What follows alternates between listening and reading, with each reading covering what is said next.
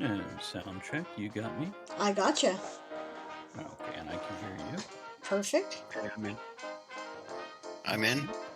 All right, great. We're ready to get started. I will shut off the music, and I will move us. Do we need cams or not? It's up to you. You're welcome to use your cam as you prefer. I'm going to switch to a screen where people can see it if you don't mind. Not at all.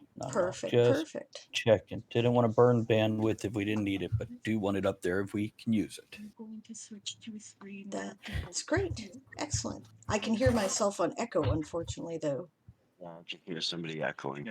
Didn't want to burn bandwidth if we didn't need it, but do want it up there if we can use it. Everything's echoing. You got headphones there, Travis? I do. It's coming through Aaron. Aaron, your screen is lighting up with the echo. Okay. Where's it echoing?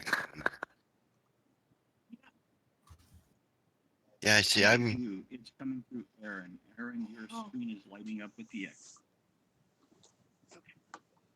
Where's it echoing? Hello, everyone. Welcome to Sable's WorldForge. Today we have a special episode. We are talking with TravisTavernTalk. We are discussing his Silver and Smith series. And we are also going to talk about world building, I'm sure, since this is the channel that does that. Or the show, rather. I'm not sure if anybody wants a sprint timer today. Let me know if you do, because if you don't, I will turn it off. Oh, that didn't work. Okay, just a second. I'm still setting up here because Travis had to stream until it was time for him to be on. So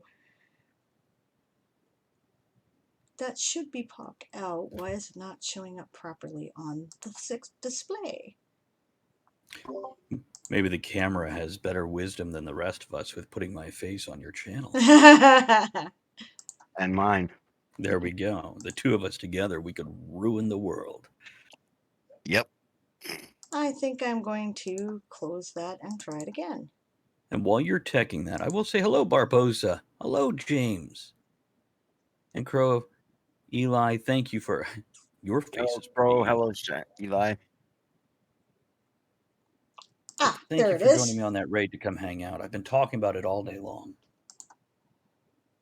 Well, I'm really glad that you were, and I'm glad you're excited about being here. I'm excited about you being here as well, so this is excellent. Well, I know you have such a great community, and it's such a strong bond between everybody. It's, I don't know, just damn delightful to be here and hanging out with everybody. It is a good community. I certainly can't argue with that. There we go. Okay, sorry, I was just maximizing the window here. Perfect. There we go. Everybody's on camera. There we are. So I usually do a round of hellos with my people. So hello, James, first in the chat, as always. He has... Not always, but as usual. Well, he's missed once that I recall. So Just a couple on mine. Okay. And hello, Eli. Glad you came in on the raid with Travis. And hello, Moon. You did too. Oh, and hello, Damp. Welcome. It says you're a first-time viewer in the channel, so glad to see you. We're going to have a good time today. Hello, Crow. Good to see you as well. I hope everyone is good today. I caught your message, Stretch. I guess I get that you're, like, kind of lagging today. But you're right. Siobhan is here, so the moderation is covered. Oh, thank you for the hydrate, Barbarossa. I'm not hydrating today. I am drinking adult beverages. Because I promised we're going to have a nice, casual, relaxed stream today. So. Hello, Mystic. Hello, Kit Felbo. Good to see you. I like that. Says to Mystic. Mystic's like, hello, I'm partially here, mostly an anxious human, so we'll see how long I stay. At which point, Kit said, you say that, but you find out you're stuck forever. Which is awesome. And hello, Amelie. Good to see you as well. I think that's just about everybody. Bellion just walked in. Oh, hello. Good to see you and welcome to the channel. Oh, Delian's here. Yeah, Milhamara is here for the first time. Mihamara? Well, welcome. 2 eyes. No, it's an I and an H. No, it is the I, 2 eyes. You're right. I'm sorry. I'm blind. I was like, what? I don't have my glasses on. Blind? Maybe I'll do that. You can't outwit me because I'm a moron. So this is a bit of I guess it's sort of a bit of a Father's Day special. Should I be wishing you Happy Father's Day, Travis? Are you Dad? I am, but it's up to you if you want to wish me. It's Happy Father's Day then. Well, Happy Father's Day, mate. You also. There we go. Yeah, one of the hardest jobs there is. So way to go to all the dads and the people who have had to be dads in the place of dads out there. So it's excellent. Conquest Publishing says all kinds of fun. Yes, we're going to have a good time. I have my adult beverage. I have my cigar. And we're going to be talking about Silver and Smith series. So, tell us about the series, Travis. I love your covers. I'm really interested. I've seen little snips that you've been writing because, of course, I watch your streams. It's got a very noir kind of feel by the style you're Yes. using. Let's have it. This sounds like my jam. You want me to start at the beginning or start in the middle and work in both directions? Start where you want to start. You know, This concept came out of I love the cranky partners. I love the odd couple, the Sherlock Holmes with the bickering back and forth, and they both fill different roles. And I wanted something like that. And I decided on cyberpunk, but it's not hard edge cyberpunk. It's much more, as you mentioned, noir. So it's a 1930s feel, but 120 years after the 1930s. So about 30 years in the future from now. And I've got this kind of embittered, world weary billionaire bounty hunter who meets nice. a 20 something archaeologist who also has quite a few other tools in her toolkit, if you will. And she goes by Hank. Her full name is Henrietta Smith, but she goes by Hank. And they see the world very differently. And I wanted that dichotomy so they could argue, they could bicker, they could have different. Yeah, exactly. As Kit said, Laurel and Hardy, Scooby and Shaggy, Rick and Morty. Brilliant. Exactly. Those partnerships. Then the world, I wanted Indiana Jones and Cyberpunk has a baby. So I call it Cyber Pulp. I Because love like you it. mentioned. And it's just fun to write because now we have in the style of Guardians of the Galaxy or Pirates of the Caribbean or Indiana Jones, you have these two people going across the world and they're in this very modern high-tech society, but then they go into the steamy jungles or the arid desert where, thousands of years ago, that's what they're focused on. And just so many differences that make it fun for me. This definitely sounds like my thing. Obviously, I read mostly science fiction and fantasy, and but like noir and detective novels and thrillers and that kind of thing Mhm. are my guilty pleasure, right? So, Well, this fits firmly into the sci-fi and even has a touch of the fantasy because in book one, they're hired to hunt down a genie's lamp that crime syndicates from all over the world are trying to get a hold of to shift the financial power in the world. Now, it's just nice an old relic in theory, in theory. with the possibility of more, because why would every crime family in the world be trying to get their hands on it if it's just a symbol of power? And then book two, we go into basically there is a Rosetta Stone type gem that will translate a newly found ancient language that may or may not be from Earth and hint at previous technology on Earth. And another Cool. thing I did with both these, the two plot lines in the two separate books, and they are standalone. You don't have to read book one before book two. It just gives you a little bit extra. But I wanted everything to be world changing. I wanted it to be epic on their personal level and the world level. So it's not like, oh, well, the world's the same once they're done. No, the world has definitely changed. Excellent. This definitely sounds like my thing. Sounds like a lot of fun. Yeah. That does sound like a lot of fun. Happy Book Writer says Indiana Jones is a fantasy movie when you think about it. Yeah, totally is. Yeah, India, not even a big stretch there. mhm. And actually, it was Spielberg and Lucas who got together, and they wanted a James Bond type thing, but in a pulp era. And they decided to do Indiana Jones, where each one's a separate adventure. You'll notice both Bond and Jones, they start with the end of the last adventure, and then go into the movie. They, That's they true. followed a lot of the style choices, just in a different era. I love Pulp Fiction. I love that Mm. whole, pretty much that anything in that, the tropes that are associated with it. You know, the some of it's dated, and Sure. you got to read it with a grain of salt. But yeah, I love it. I try to do that in my own fiction, is carry the stuff that I enjoy from pulp into a Right. more modern setting. So I totally approve of this idea. Where are your characters at the beginning of book 3? Or is this is book 3? Did I have that correct? This is book 2. Book Okay. 3, I have a Okay. working title and some concepts, but Okay. Cool. So where are they at without spoilers? What's the hook here? The ancient technology that might not have been from Earth. right. So I always start with the end of the last adventure. So you're starting at the climax of a previous, not the previous book, previous adventure that's not in a book of its own. Right. And you get the wrap up of that where it's all exciting and you go right into the action. And then afterwards, they're at their little curiosity and curio shop with the stuff they collect as they travel across the world in London.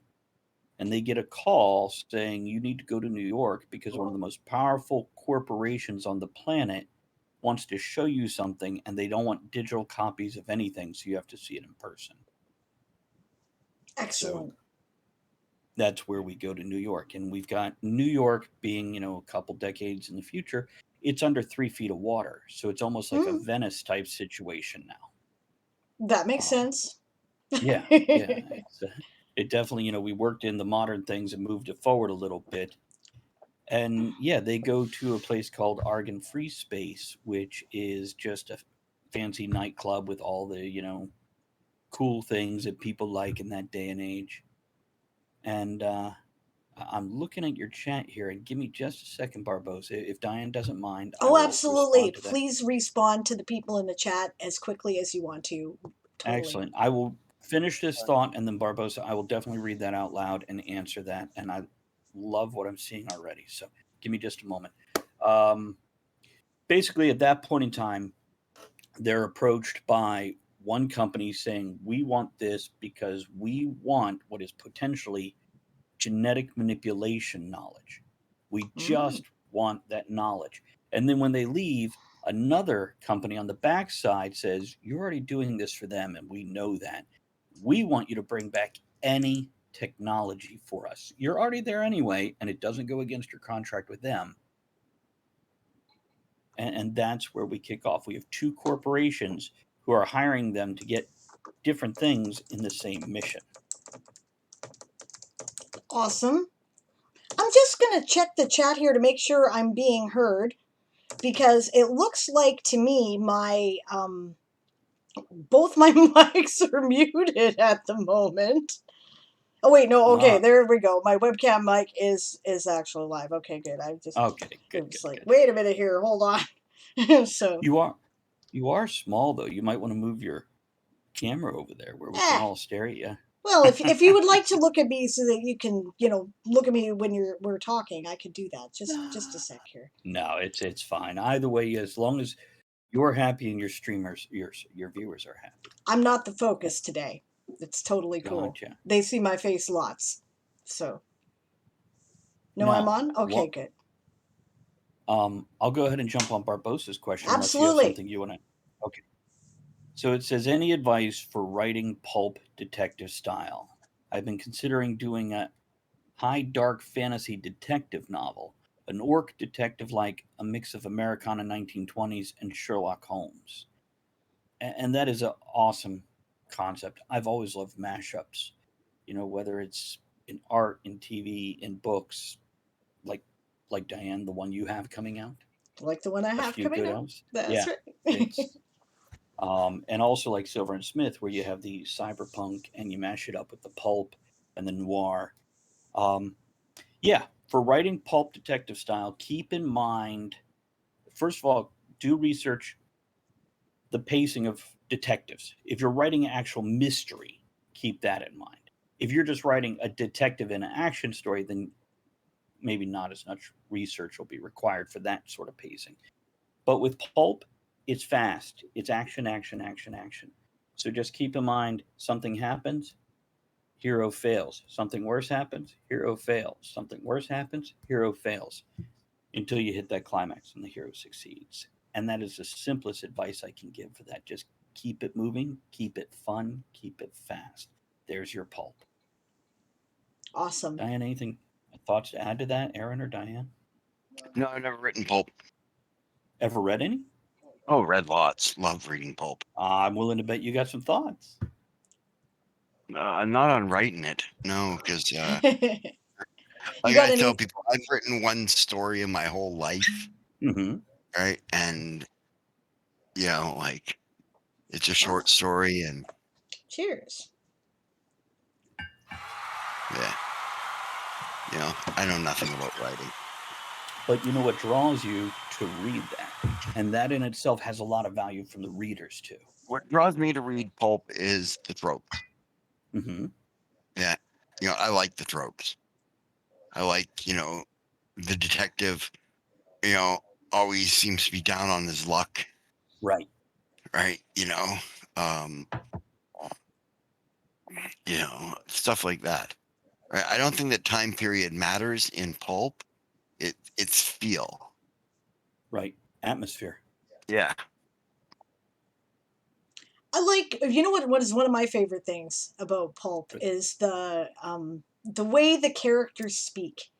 The way Mm-hmm. the dialogue works is always in accordance with the feel that you're trying to invoke. So if you're writing, a sea fantasy, your characters will think about everything in terms of nautical terminology and Right. metaphors. If you're writing detective stuff, right, then people will think in terms of trying to discern people's hidden motivations, and they will think about, like, okay, how does this connect to that? And they'll also have an underlying cynicism that often makes for really great one-liners. One of the things I really enjoy about pulp is the over-the-top descriptions and metaphors. Um, he was sweating like a leaky faucet on a hot summer day or something like Yes. that. It's so silly and fun, but you get it. You see this and go, well, that's a little, but I like it. Yeah, Yeah. exactly. Poetic exaggeration, for sure. Mm, Kit says, read the genre and know where you want to go with your detective tropes. I think that is very good advice. Right? And there mm-hmm. have been a lot of mashup type of stuff in recent years, like Mage Breakers, the Dresden Files, the Automatic Detective, etc. And good point, right? So clearly there's an audience for it. I was very excited Yeah. about Barbarossa's idea, actually. I really want him to write it.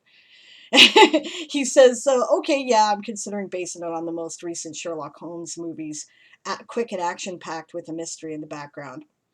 I think that's legit. Can I interrupt just for a quick moment? Of course. So my son came to see me yesterday and he brought me a Father's Day gift, which was I've recently found delight in collecting Funko Pops. He brought me a mashup pulp, which is Deadpool Sherlock Holmes. Nice. And yeah, he's got a big pipe with I think it's bubbles coming out of it, but they're pink, so it could be bubble gum. I don't know. But yeah, he's got the hat and the little cape on and it's just definitely nerdy and I thought it was freaking awesome. That Yep. is great. I love nerdy stuff like that too. I love Funko Pops. They're great. Yeah, it's very cool. Conquest says, I like the pulp grit. I agree. The grit is important. I think the cool thing about matching up pulp with speculative fiction is that it balances the off the wall technology or magic with grounded, down to earth. Magic doesn't solve all of your problems, and neither does high technology. And the grit is important for that. So that is a good point. Mm-hmm. Yeah, that is a good point. Kit says the detective constantly has his left sock wet as his foot keeps hitting on a deep wet pothole or a puddle, etc. A thematic thread or something, like Harry Dresden's car. Right. All right, see you later, Barbarossa. Thanks for joining us. The VOD will be available, of course, and will end up on my channel probably about 3 weeks from now. I think that's how far behind I currently am.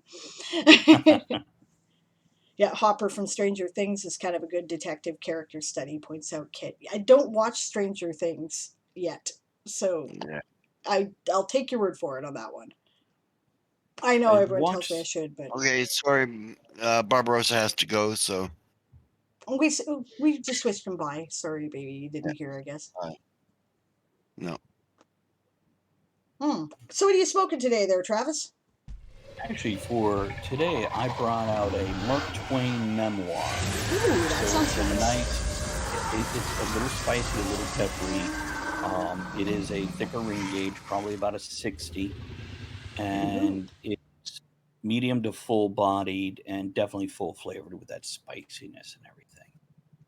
excellent. I'm smoking, And actually, it's like a famous, it says famous private collection. It's a bargain cigar that Aaron found for me. And, but it's an excellent bargain cigar. It's got a toasty, bready flavor. Right. So nice.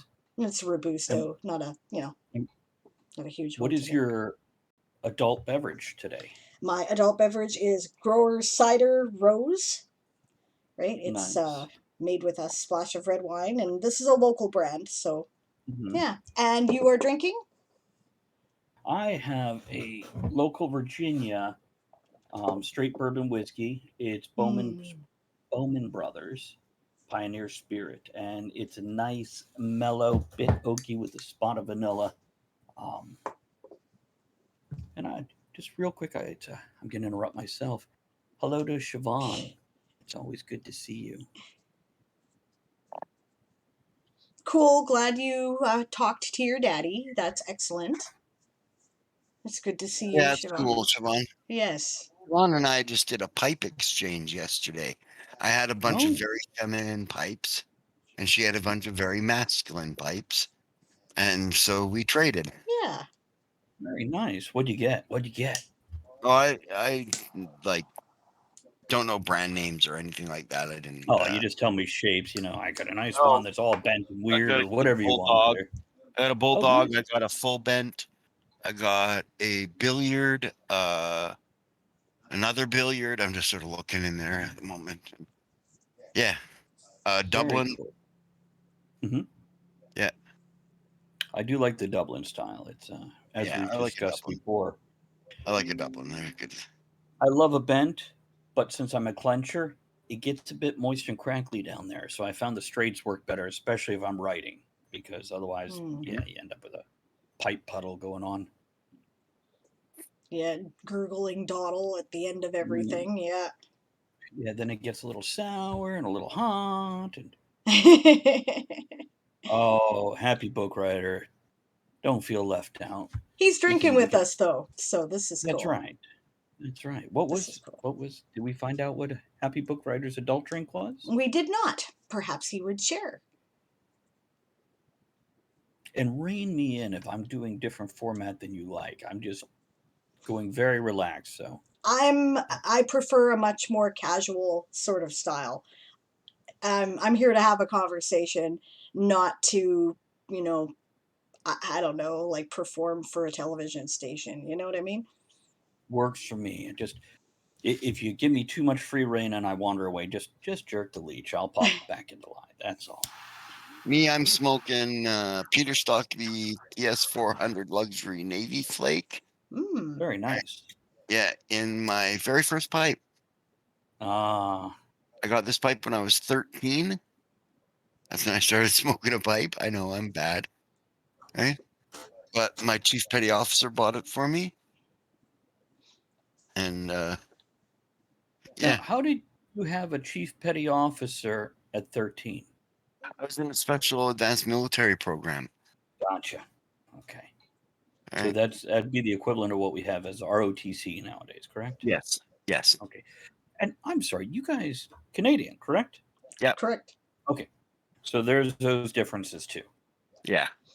I don't Right. think that exists as a Understand thing anymore, but it doesn't because the child soldier laws came in '86, right? Which said Ah, that you had to be 15. Right? I turned 15 in '86. Under the wire. Yeah. Yeah. Oh, wow. Nice. Church wardens and porter beer, nice and dark, bitter and smooth at the same time. Like my legs. Bitter and smooth. Wait, hold on. Never mind.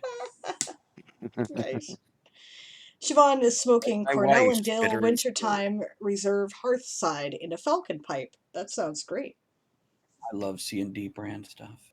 Which Falcon are you smoking there, Siobhan? The blue one or the shillelagh? I gave Nice. her two. Eli's like, I might have to go get some wine and grab my own pipe. You're welcome to join us. Absolutely. We're having a nice, relaxed Father's Day, summer solstice. It's going to be And good. even if your pipe smokes green tobacco, that's okay too, Eli. Yeah, the only thing I'll recommend if you're going to smoke that is careful of the wood. If you're using a wood pipe, it heats up. You can crack that. Definitely consider ceramic or something, or just be gentle with your wood in small doses, allowing it to cool. Mm-hmm. Oh, and clean it well. That stuff can get really gummy. Oh shit, yeah. And dedicate a pipe to it. Don't Yeah. smoke tobacco in a pipe. Smoke weed in. Yeah, it's like any tobacco in a briar pipe. It will, like a coffee cup. You drink coffee in the same coffee cup for a few years and then put some tea in it. Still has a hint of coffee to it. Your pipes get the same thing, but much quicker because the wood absorbs. Yep. So there we Yep, go. it's a dedicated pipe. Eli assures us. That's great. Eli knows what they're doing. Oh, good. Happy's got his new keyboard tomorrow, so he can start writing again just in time for the Tourney of Tales. So excellent. Are you going to play with us? I know Travis doesn't do that one. He doesn't find that the word count goal thing is good for him. Or I believe you said that at some point. I do word count as opposed to timed. Right. So I do what I call a word burst. So I'll write 500 words before looking back to chat, as opposed to a 20-minute timer or whatever. Because that way I'm definitely, boom, you have to do that many words, as opposed to I did 30 words in 20 minutes, or I did 2,000 in 20 minutes. Oh, Happy has not heard. Okay, so if you go to the new Game of Tomes website, which is just linked there, you will find an event called the Tourney of Tales. This is our toned down version, which runs in April and July, the Camp NaNoWriMo months. And basically, the premise is it's more, instead of Game of Thrones, it's more Dunk and Egg, right? So the houses are getting together to have a tournament. The winner shall have bragging rights. We also give donated prizes from the community. Usually it was ebooks. That's what the first one was in April. Writers in the community who were participating donated their ebooks. And we give that to the person with the highest word count in writing and the person with the highest word count in editing.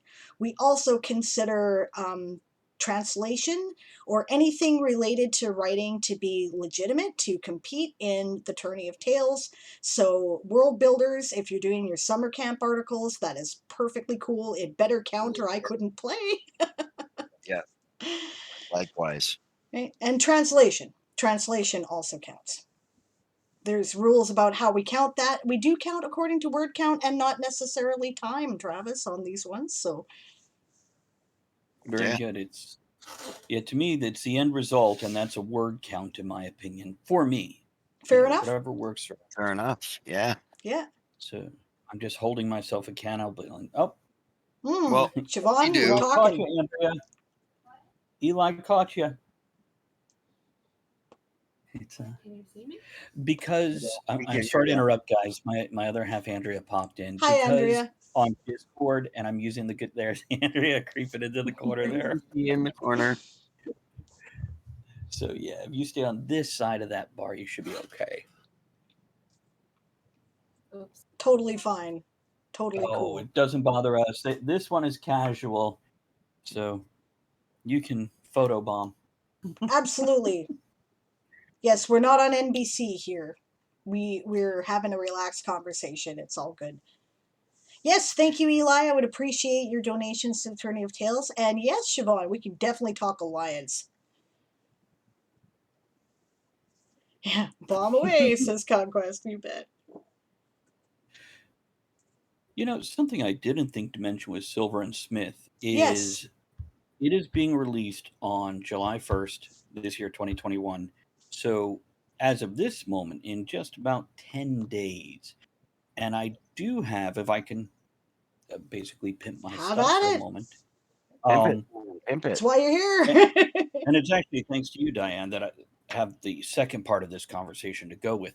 So I've got a street team. Thanks to Crystal, who is Raven's Muse here on Twitch. She went street team, and I went, I've heard of them. I don't know what you're talking about, though. It's well, thank you there, Siobhan. I appreciate that.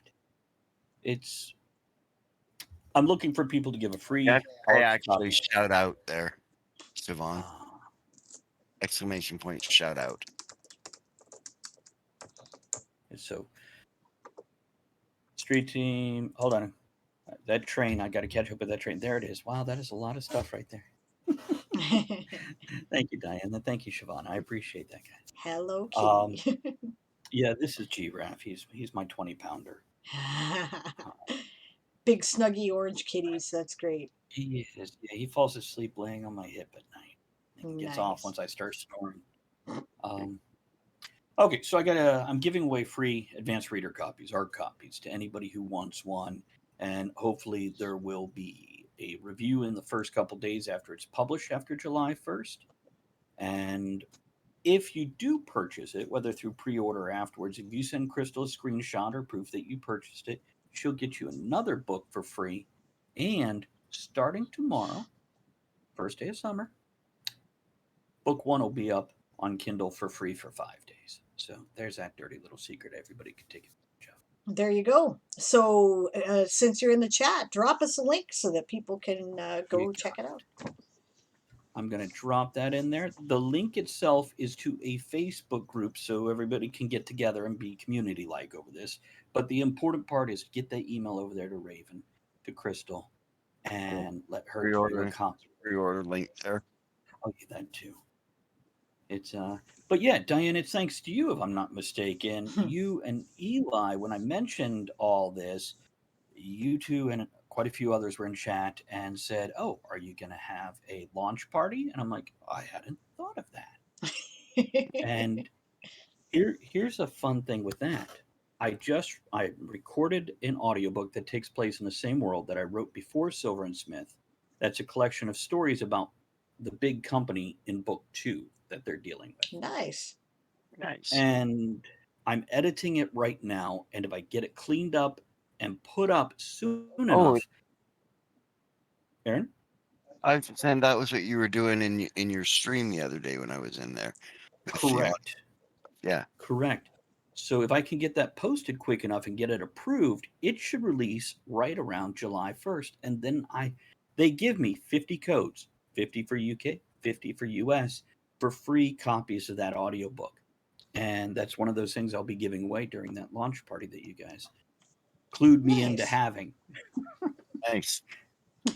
Marketing when you are independent publishing is something that I really wish that it were easier to find out the information about.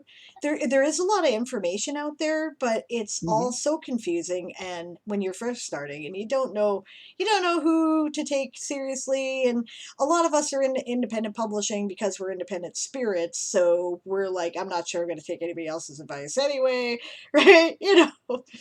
So yeah, it's one of those things. Marketing is something that you have to learn, and sometimes you miss really important stuff till much later. But I'm trying to think. Yeah, conventions. That's something that somebody had to tell me about. Right.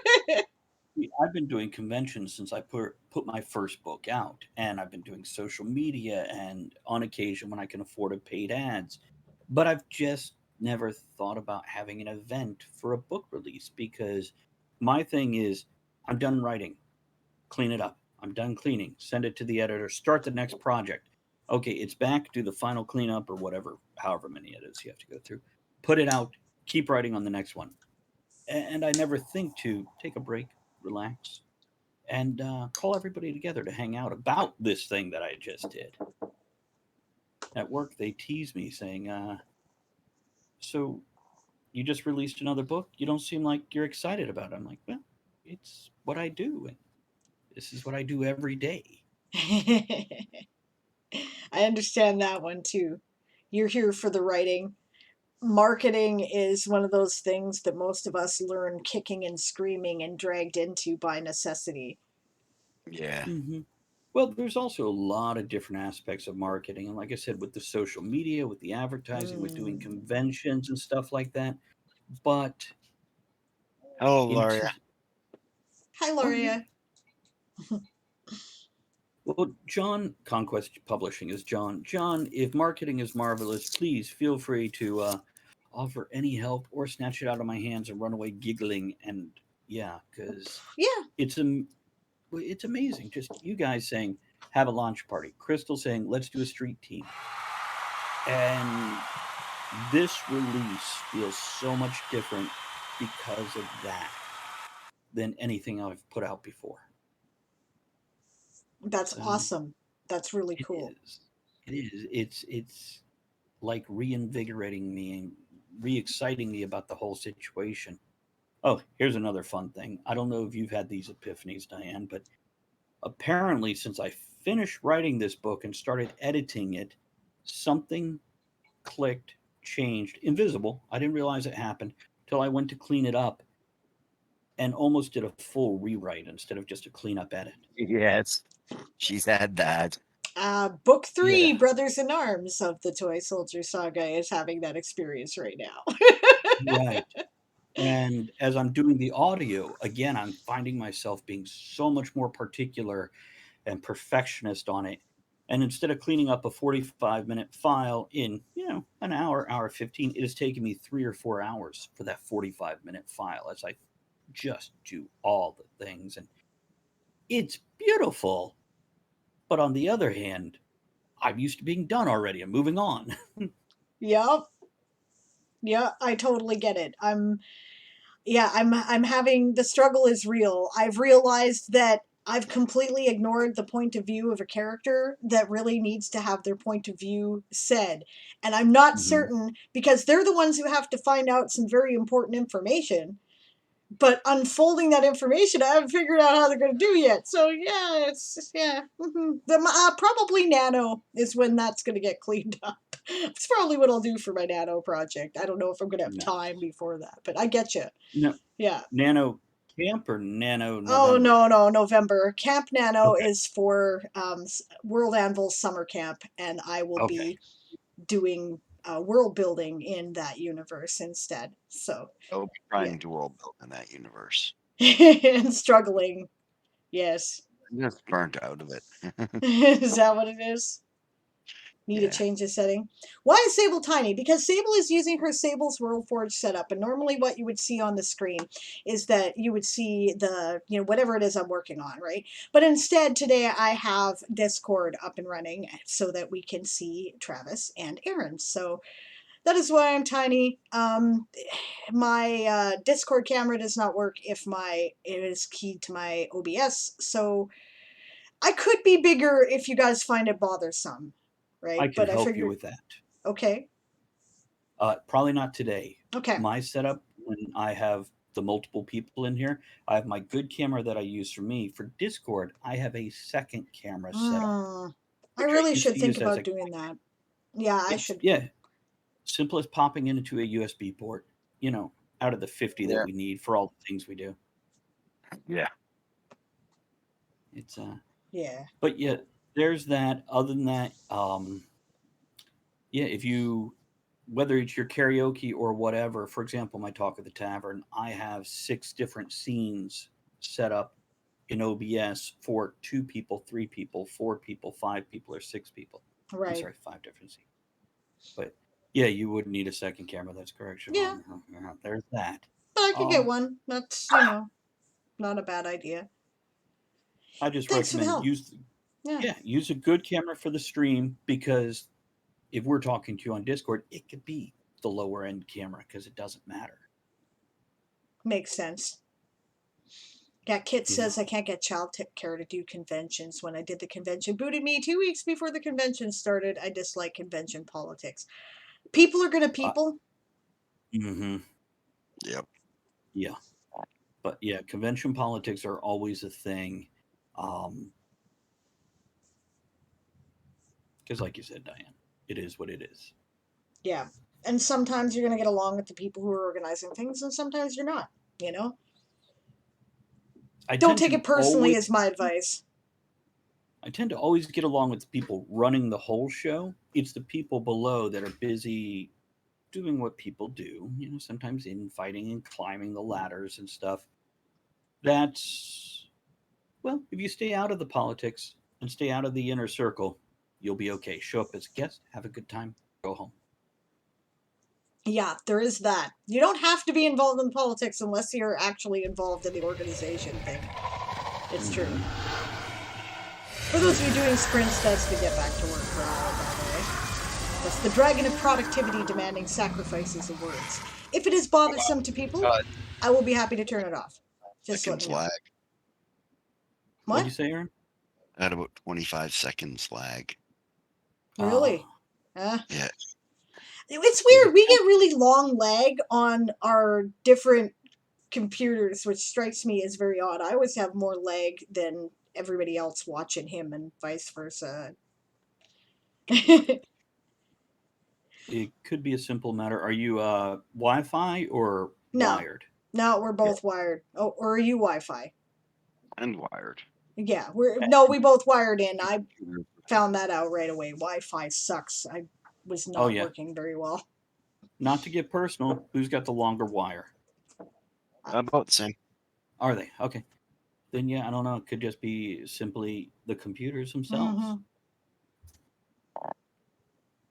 Eli's like, I will not be productive today because I have wine and pipe. You know what? You are quite allowed to have a day freaking off. I'll drink to that. Looks like you have some extra help for next year there. Looks Diane. like. Thank you very much. We appreciate all the offers of help. I don't know. We'll talk about it again in January probably and see how things are going to go. I know we're going to do a couple of things different next year, right? But yeah, that brings us into Writer's Conduit for the time being. Now, you've also signed up for some stuff for Writer's Conduit, but I noticed that you waited until like you were seeing what was needed, which I appreciate. What did you end up? Oh no, go ahead. It's the wrong way to do it. I'll say that. For anybody who wants to help, get in the beginning. Don't do what I did. But with the way I like to just keep working on the books, and I'm like, we have all these other great people. Let them get in there. Let them get that spotlight and everything. And you had this release coming up, so you had other things to concentrate on. Right. So, well, I was tracking Conduit, and I was watching, and then as I saw it coming up closer to the end, I'm like, they still need folks. I'm going to go in there. I'm going to do whatever I can. Matter of fact, you know how you have it limited to 3 panels per person for the weekend? We did. I have volunteered to do 3 per day. There's a lot of that going on now. People are getting very intensely involved, and that's great. What did you end up on, may I ask? Or do you know yet? You can so ask, and I will have to go look it up. I would too. with 9 of them, I mean, if it was 1 or 2, I'd be like, oh, I know what I am. But no, there's 9. Hold on a second. I do have a list here. Okay. So, building your author brand and platform. Awesome. Self-editing your pre-editor pass. Marketing your book. Excellent. Then on my Saturday, how not to procrastinate, how to do an interview, and podcasting. And it looks like I only found 2 within the bracket of what I can work with on Sunday. History as inspiration and pacing for story, which is one of the things I'm very passionate about. I need that workshop, actually, so that's great. Yeah. It's cool. And we're on the How Not to Procrastinate panel together. So. Oh, excellent. Yeah. Now, the biggest thing I'm hoping for... Procrastinate? I know how not to procrastinate writing. Oh, right. I do. Everything else is screwed, but writing, I know how not to procrastinate. It's and something I don't think a lot of people realize when they're going to a convention, how important that moderator, not a Twitch moderator, but a panel moderator, is to make sure people have stuff to talk about, have the next question or topic, to space out so everybody gets a chance to talk. There is nothing like a good moderator here in Twitch, also, but in a panel, good moderator makes a great panel. That is So true. here's That to our is very true. moderators. Yeah. Kit got the plotting workshop, and that's it. Hey, if you want to volunteer for more, I think I got the form handy, and if not, this probably just switched the screen, didn't it? No, it didn't. Okay, good. Right, because it's on that window. Excellent. Okay, I will get you the forms. We still have like a couple hours, and literally that's it to sign up, and then there will be the cutoff. John says our lawyer volunteered to do a copyright panel. That is John's excellent. one of the people that I reached out to once I went. They need more people. Let me see who I can shake out of my inner circle tree here. So Wonderful. yeah, I think it's too late to suggest panels for. Yes, it's too late to suggest panels. Next year we're already getting suggestions for next year, which is great. But everybody keep in mind, they're doing a lot right now. Hold off till 3 to 4 weeks after this before all the suggestions roll in. Let them catch their breath and clean up afterwards. Yes. So important to take that break and step away and put everything down and go. So important. It's true. It's true. And right after this, we're launching into summer camp and Tourney of Tales. I'll still have 2 weeks left in my Kickstarter. And then in August, I'm going to be doing 31 days, 31 stories. Right? Right. And down. Where am I pointing? Down there. You will see Kickstarter. That's right. Bottom center, folks. Yeah. And yeah. And then early September is the book release. After that, I will be happy to talk about anything you want. Until then, you will get better response if you wait. How is the Kickstarter? How you doing on that? We're doing pretty well. We're at 70% funded. It is day 5, I believe. Yes, we're at $2,547 out of a $3,690 goal. So, you're doing great. And how do you feel about the book itself, personally? Your book, how you feel? I think I love it. I love the book. Awesome. I think that it's some of my best writing. And I think it's a story that's been haunting me for a long time, and I'm really glad to finally be getting it out there. I've been working on this one was the baby, right? You know how you got the baby project? This was it. Right? Yeah. This is my first Nano novel. It was the first draft I fully completed of a novel. And I've been hesitating over it and tweaking it and, fixing all my newbie writer mistakes and getting rid of all my adverbs and, all that sort of thing. And so... like adverbs. But I'm finally ready to release the infant into the wild. I'm very excited about it. So yeah, and thank you for asking. I feel it's always best to release the infants into the wild. It keeps the house so much cleaner. I know, right? Then you can have their room and turn it into your office. Okay, fun fact. My son turned 18 this year, and he was split between 2 households, his mother and myself. So now, yeah, I have another room that I'm playing. So there we go. There you go. Exactly. Although, to be fair, to get rid of the empty nest, we had to completely repaint and everything. Of course. And get put the smell a teenager out of there. I took a couple extra coats of paint and primer. Happy's like, I'm the baby, you gotta love me. And Eli's like, I'm on 9 panels. Okay. It's a quote from Dinosaurs. I'm the baby, gotta love me. Why did we end up with 3 copies of this, or is this like continuation? No, this is 3 copies. Okay. Yes. Post like a peg there, Javon. This post it 3 times. One of the oddities of Twitch, indubitably. Yeah, I'm on something like 9 panels too, but to be fair, I knew that was going to happen. Right.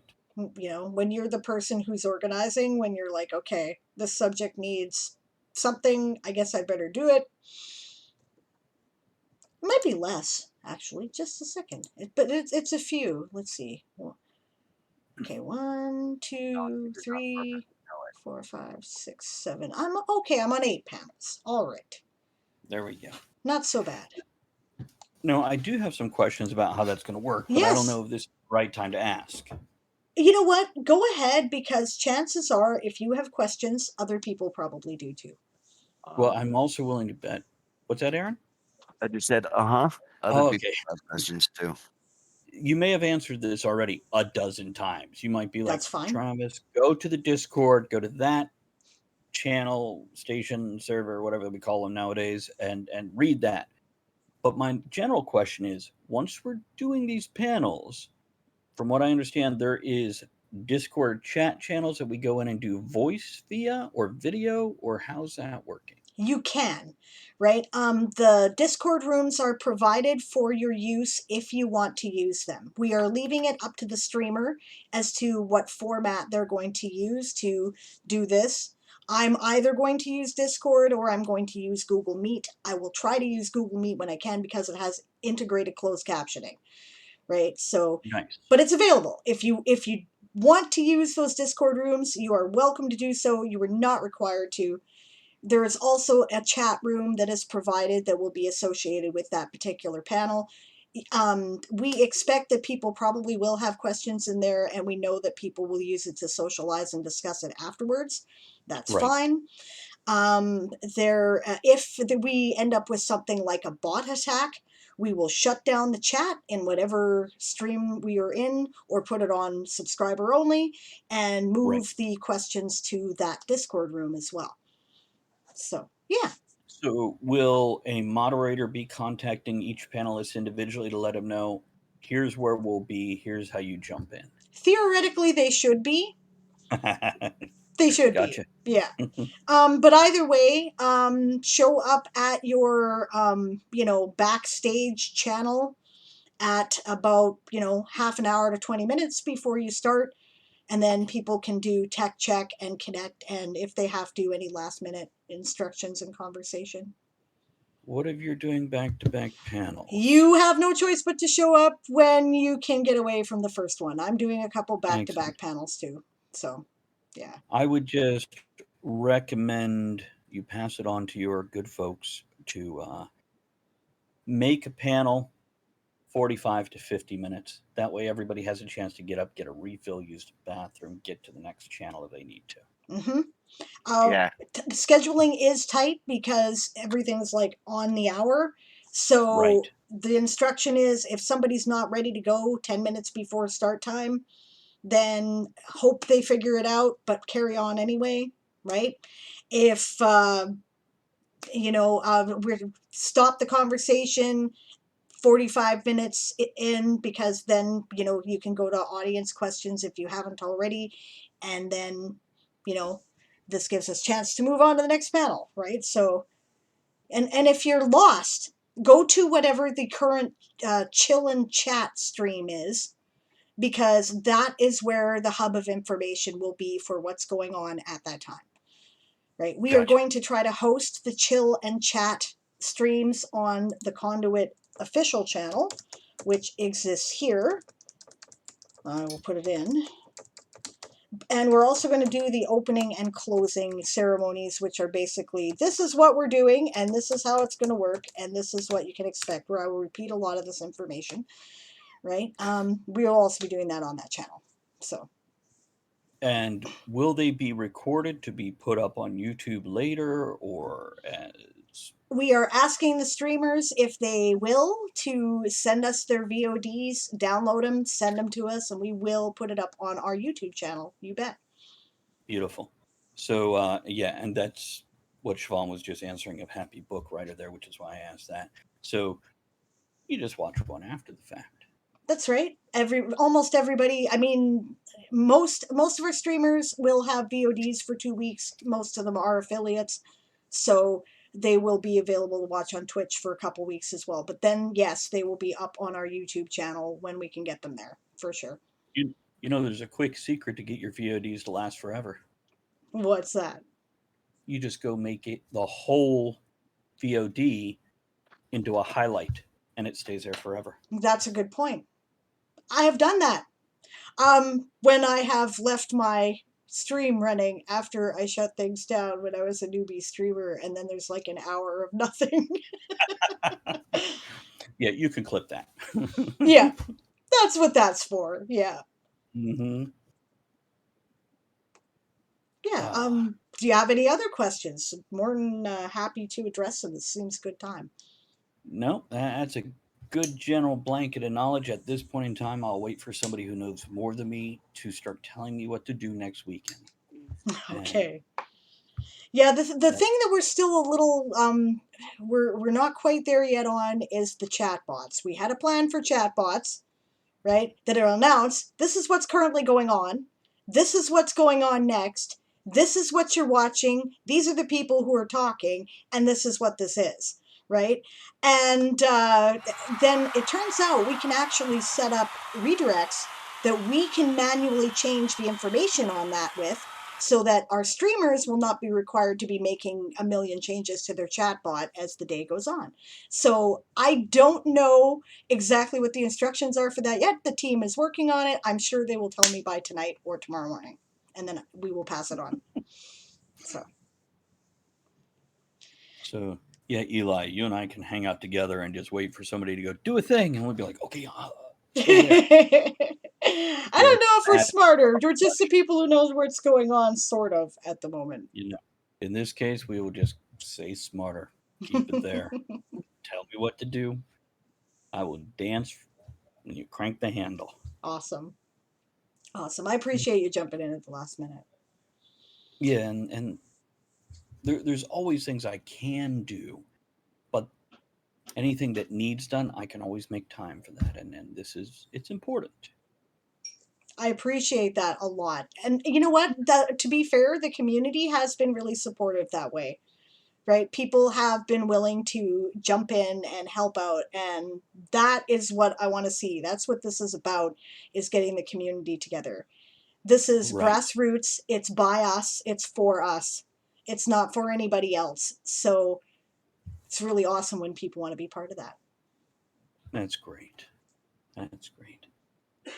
We are at 10 minutes past the first hour. I'm thinking it's a good time for a bio break if people would like to do that.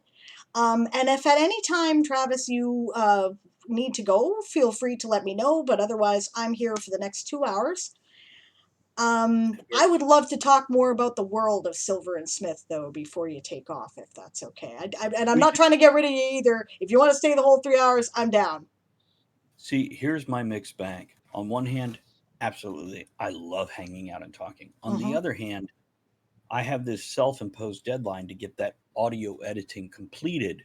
So I want to go work. So let's go ahead and let you have your break. I'm good for the moment. Okay. But when you come back, when you're ready, we'll start going into that. I can also talk about my fantasy series and stuff like that. Excellent. And what I'm doing on Kindle Vella right now, which is so much fun for me. Oh, awesome.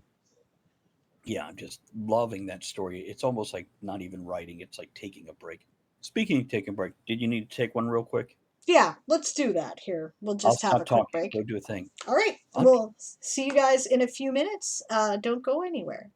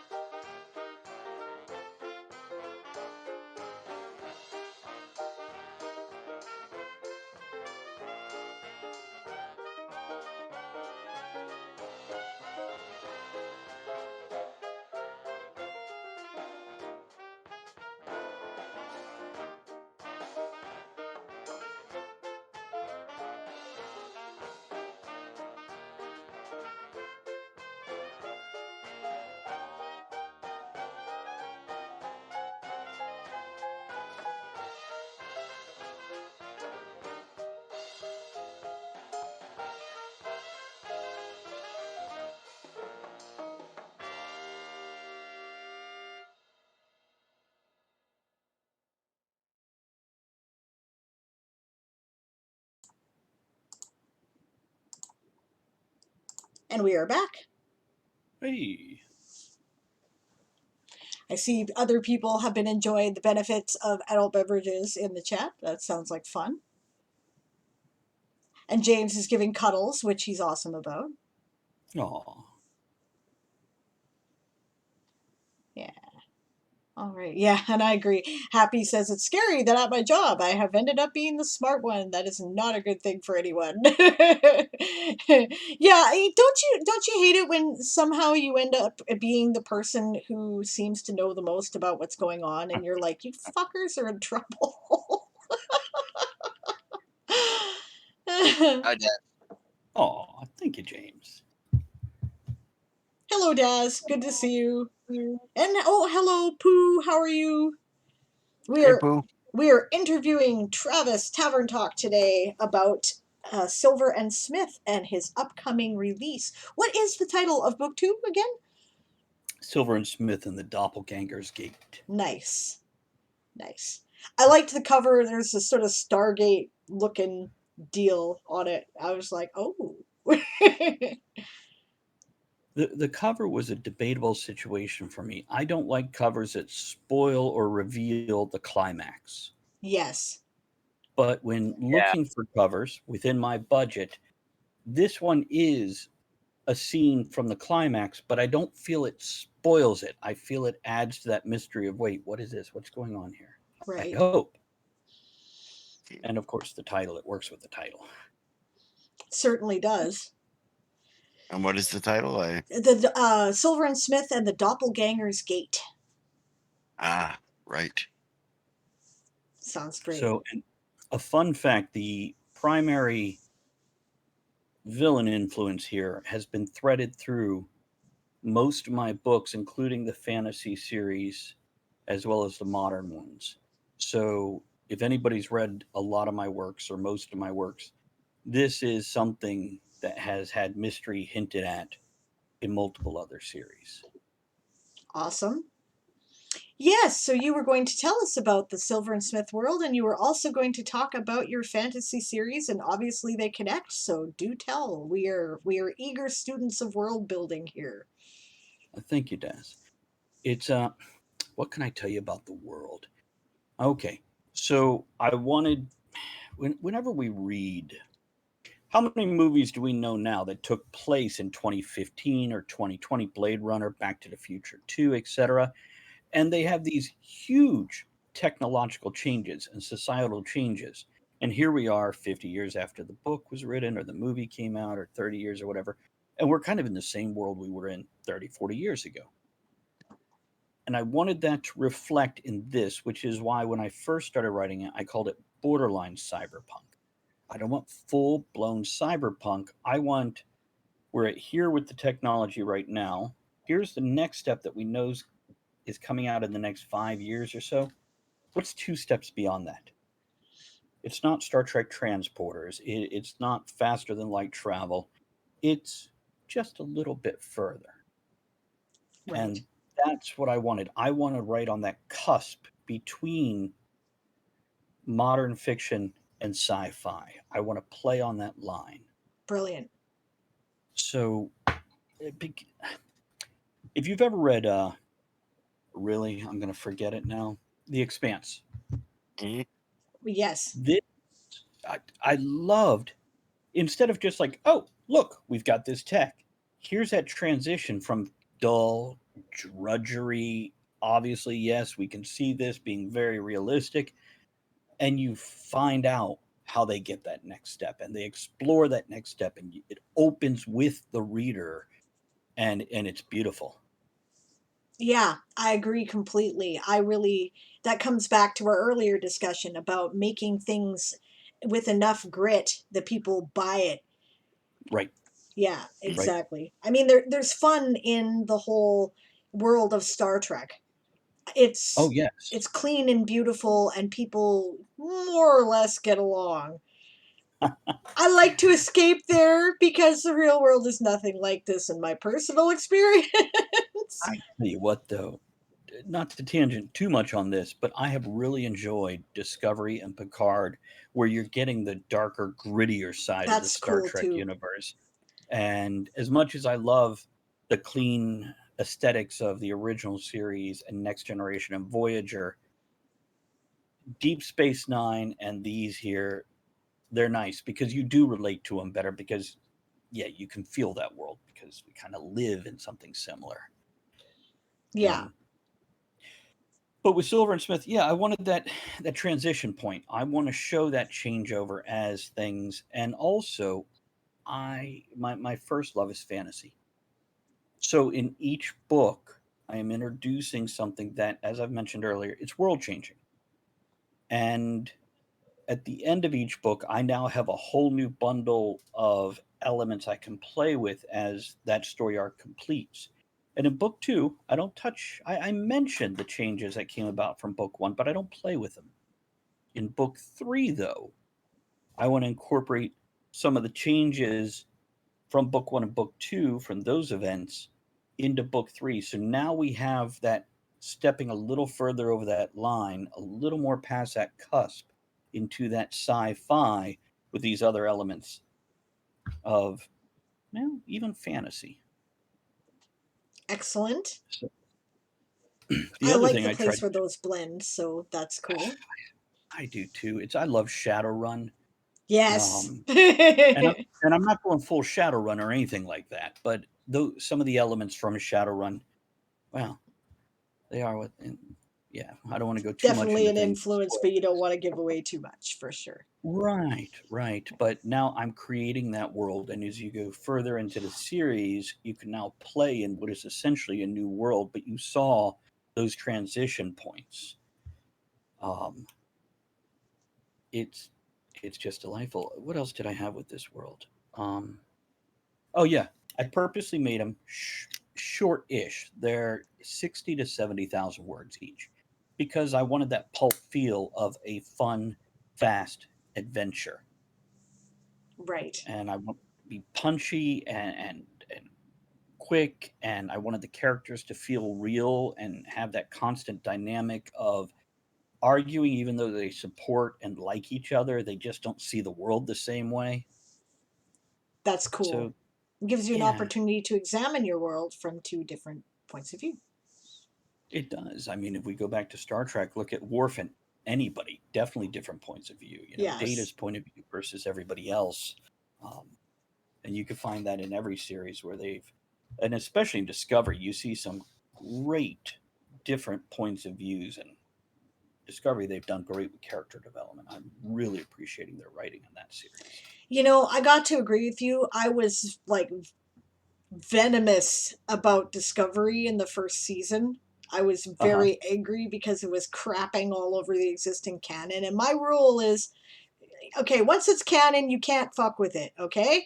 Right? If it's out there, if it's Uh published, huh. that's it. You put it out there. Now you have to figure out how to work around what you put out there. And if you don't, that is lazy goddamn writing, you know? So I was Didn't mad. you But love how they wrapped it up, though? that's it. Exactly. Yeah. I was wrong. They had a bait and switch. It is perfectly within canon. Right. It's already been established, all the elements that make it possible. That's okay, right? So, yes. Right. And once that became a thing, yeah, now I've been able to settle in and love it for Now sure. I can complain about this point or that point, and yeah, we can Yep. discuss every show, every book has flaws, and not everybody agrees with all the elements.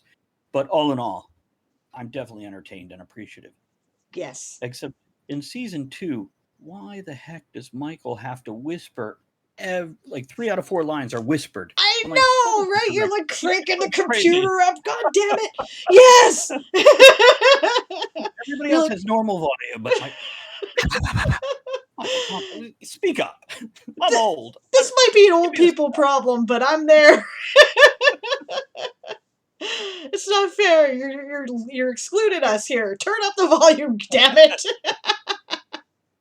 It's but no, all in all, putting the overall story arcs aside, the character development arcs have been very Yes. nicely done in those.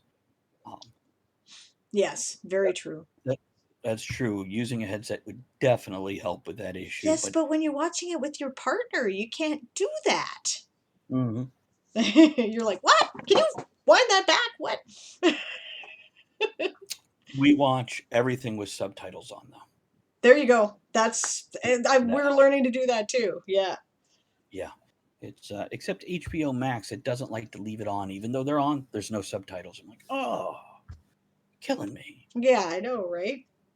Yeah. Especially if you're watching, we'll watch in bed. We'll watch like one episode of something, and Andrea falls asleep as I finish the episode, and you don't want it so loud that the other person can't doze off. Yeah. Yep, makes perfect sense to me. Yeah. So with the fantasy series, I have one that I started years ago, 2007. I wrote the original novel and then rewrote it, like a complete rewrite, in I believe it was 2016, and published it. And that's the baby that you were talking about. That's the first baby that I wanted to turn into an epic fantasy series, but I felt like I needed to do these other things first. And perhaps it was to grow a little and expand how I do what I do. So I have set that aside and I wrote Portals series instead, which is, again, a mashup ish type thing. People from our world are brought into my fantasy world, but they're brought into the body of somebody who just died. And that energy exchange of their spirit, soul, mind, whatever it is, heals the body they're put into. So they have this innate set of skills from the body and memories also, but they're a complete separate individual in that body. Neat. And it's fun because the first book, 3 characters. One is a early 20s black guy who, a few years at the end of his high school sports career, got into a car accident and lost use of his legs. So he appears in a barbarian, big, muscular, physical, and now there's that whole dichotomy of, this is everything I lost. This is everything I should have been in my own body. Second character, the kid, who is a late teens male. Jen, a 77-year-old woman who is dying of stage 4 cancer, gets his body. And he's that street rogue with some light magical powers that he uses for stealing. And Jen just loves it and not even worried about her old life in the other world, though it does come into play. And the third character, Esperanza, is a devout Catholic who actually took pills and alcohol to commit suicide and then appears in the body of a priestess of the goddess of weather and has the abilities of the goddess that she can use. Wow, that's So cool. that conflict going on too. And it's just fun to write in this other world. And one fun scene when that was writing cussing, because I debated. I cuss, I swear. I find it like the seasoning in the meal of language, and you lightly sprinkle it on, and it enhances. Too much, you ruin it and overpower it. That's right. Yep. But with this, Australia fucking F.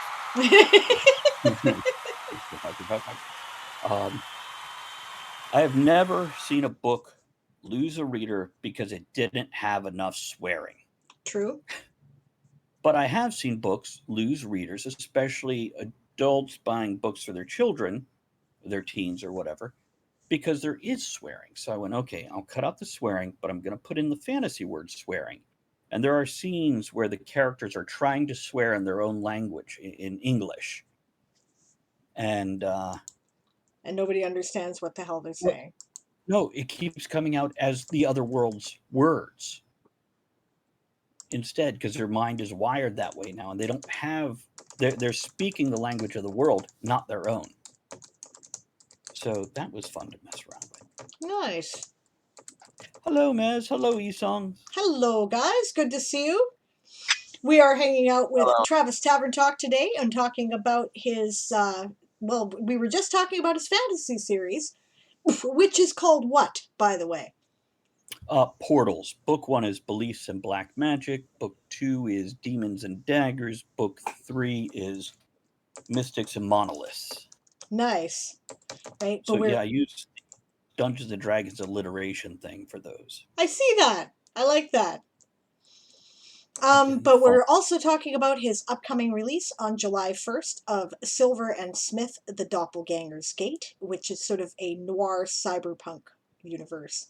Near future noir cyberpunk, Hello, we'll say. Tal. Oh, hello, Tal. Good to see you too.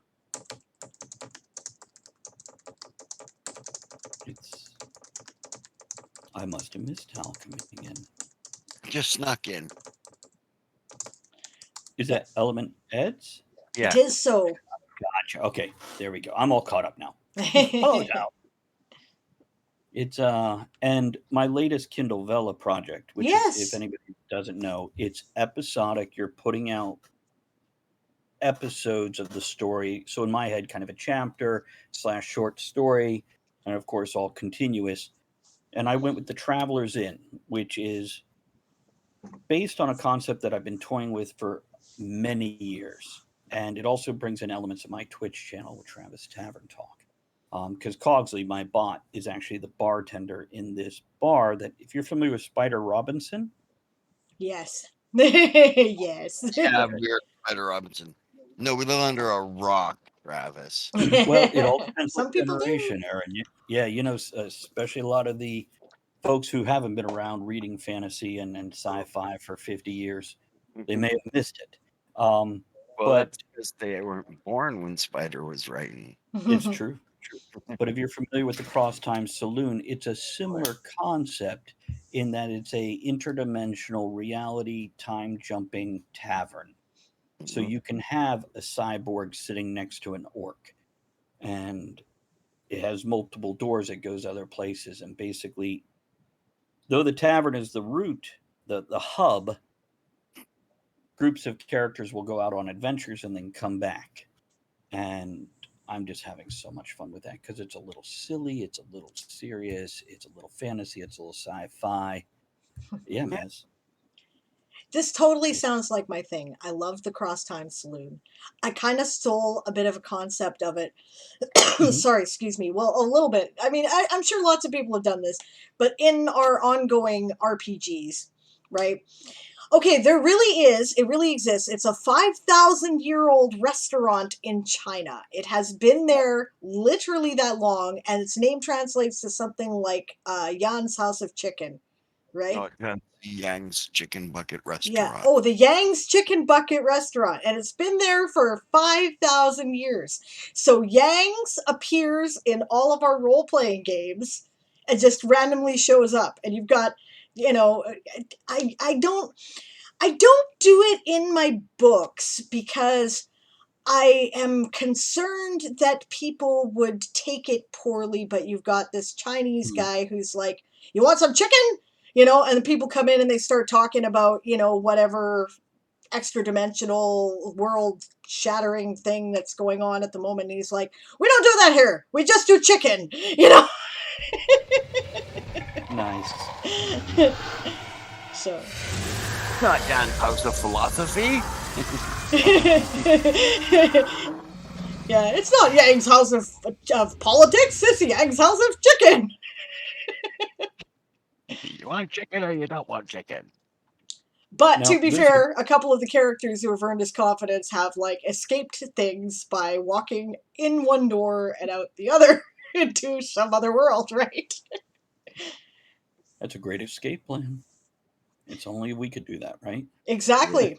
Exactly. So I love the concept, and I'm very excited about seeing this because, of course, Spider's setting is, okay, it stretches the boundary between sci-fi and fantasy, but it is theoretically sci-fi, and you're doing it from a totally fantasy perspective. I am excited. There's sci-fi in it also. Matter of fact, the proprietor of the tavern has appeared in most of my series. Just appeared.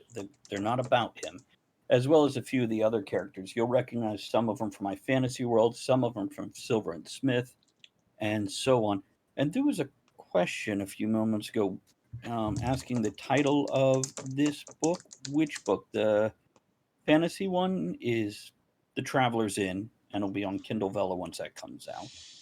I also want to try. I have to look. I have to determine if I can do this, but I'd love to record it as a podcast also. Since it can't be an audiobook, I'm wondering if it could be up as a podcast. That makes sense and is worth looking into their licensing agreements. Tell me what you think of Velo, by the way. I can't do it yet because they've only released it in the United States. But I have a series called The Weird West Chronicles that would be perfect for this format. What do you think of it? I love the format because I write in blocks anyway. So giving that episode slash chapter is great. The overarching story, it kind of lets me put it out in blocks instead of having to wait till the whole story is done, and that's fun for me.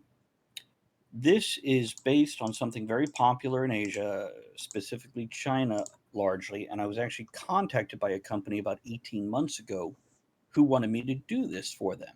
Hmm. And after the initial person in New York offices, it felt legit. I researched them, contacted me and said, "Hey, do you want to do this?" I went, "Yes." They went, "Great. We'll pass you to someone. They'll take care of it."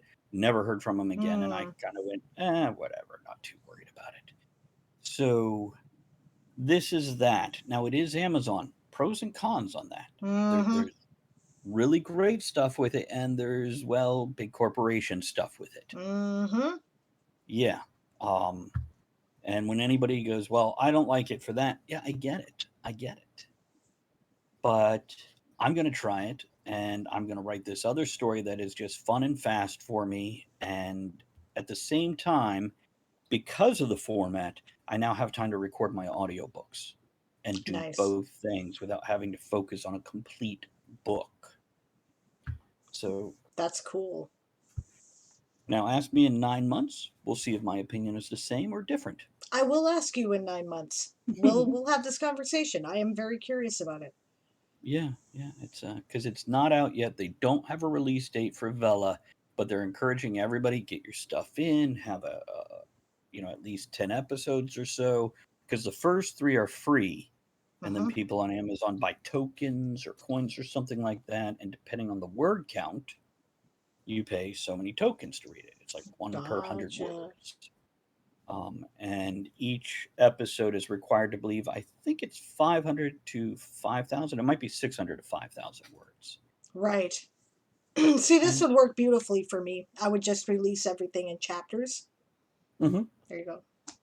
Exactly. Yep. And that's what I'm doing too. And it's fun naming each episode, kind of like they do on TV when you have, the ongoing series. And I can take the characters, run these 4 out on an adventure, bring them back, cut off their storyline, and in the hub of the tavern, send out the next group. And each time, just make sure there's a reason that the tavern is part of this. Make sure whatever these characters are doing influences the tavern in some way. That's awesome. I can't wait to read it. I'm very excited about it. Yeah. Yeah. Dinosaur Bob, good to see you. Always a delight. So I think we've covered the stuff that we wanted to cover. You said you had to get going fairly soon. Yeah, I need to get back to work because it's understandable. I'm my own boot in my own ass and making sure I do the work to, I don't know, get done what I want to get done. If you don't do that when you work from home, then you will not do anything. If you do not jealously protect your writing time, you will lose it. It's true. So, well, I want. Oh no, I was going to say, so I was going to invite you once again to spot us all the links where we can find all the things, especially your upcoming new release with the pre-order. And I was going to say, if there's anything else you wanted to add, this is good time. Well, first of all, I want to thank the Happy Book Writer for the follow. I do appreciate that. And the first thing I'm going to put up, hold on just a second here. I'm looking for the right post. First thing I'm putting up is for the ARC, for the Advanced Reader Copy. If you want to help with the book launch and be on that street team, that information just went into chat. Now I'm going to get the stuff for, that's not the one I want. I'm trying to remember the correct command to give me the links that I want. No worries. Oh, give me just a second. You know, I'm you have not all in a these commands. rush. Um, is it that one? Oh wow. Um, I'll do it this way. We'll just hand type them because I know them. So I'm going to drop a link for the books, a link for the podcast because I also do podcasts, Excellent. and there we go. Make sure I put that stuff in there. And then the audiobooks you can find directly in the book link also. There's only 2 up so far. There'll be a third one probably by the 1st. And I think that's enough. I think that's enough. No need to crowd it too much there. But yeah, I want to thank you for having me on, and Aaron, you for you hanging out also. I really appreciate being invited to your community to hang out and say hello to everybody and Hey, man, I've share been all my. hanging out with you for some time. Yeah, Well, we we've been have been. back and forth as we go, and yeah, as you guys know, when you're busy doing all the things, Yep. lurking is easy. Being Yeah. active in chat, it's a little challenging some days. Facts. Yep. Yeah. So I tend So to say hello and then lurk and relax and let because your chat always goes great.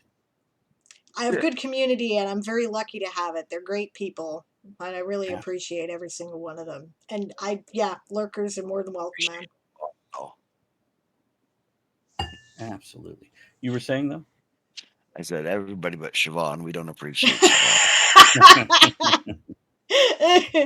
One of her longtime best friends, so we're allowed to tease her like that. So yeah. So are you going to be doing another karaoke night? Because I really enjoyed it when you did that. I think so. That really was a lot of fun last year. I think I probably will again, unless my hubbies drag me out of the house and make me go somewhere to a party because they don't want to be at home. I will definitely do it. I tend to get dragged out to parties. They're not really my thing, but sometimes I'm like, okay, they need to get out fine, you know. Right. Right. It's But according now, reading chat here, here's what I'll say about lurking. Most of us have a lurk command. Feel free to say hello. Get a single hello back. If you slap that lurk up there, we'll ignore you and just keep doing what we're doing. That's We're right. always happy to hear you. And don't hesitate to say, I gotta go. I always feel guilty when I leave a chat. I'm like, oh, Yeah, I don't me want to feel too. like I'm failing. But I tell my chatters, my viewers, hey, just tell me goodbye. I don't mind. I will wish you well and look forward to seeing you again. But that way I don't think, oh, Aaron's here. I got a question for Aaron. Oh no, Aaron's not here. Yeah, I'm Aaron just terrible here. for that. Me Sometimes too. things call me away and I don't get a chance to say goodbye as much as I should. So I apologize if that happens. It's No, not, you know, I don't mean oh, offense, and I'm sorry. no, I'm never offended by it. It's just, you know how you love to say hello and goodbye to people, Yeah, especially if exactly. they're annoying. You love to say goodbye. No, I'm kidding. I have a lot of annoying people around here. My moderators chase them away. It's well, in that case, set your moderators to work, and I will get out of here and go to work. All right. Once again, Travis Tavern Talk. What is your? It's Travis Silvart, but you've got a middle initial in there, right? Travis I. Sivart, and here's a Sivart. fun, easy way to remember my name. My last name is my first name reversed. That's cool. I like it. So, I didn't think about yeah, that, but yes, it is, isn't it? yeah. So my name is a palindrome with the middle initial of I, That is and very it is. cool. There we go. Hey, tell him I said hello, John. Aaron is apparently over at John's shop now.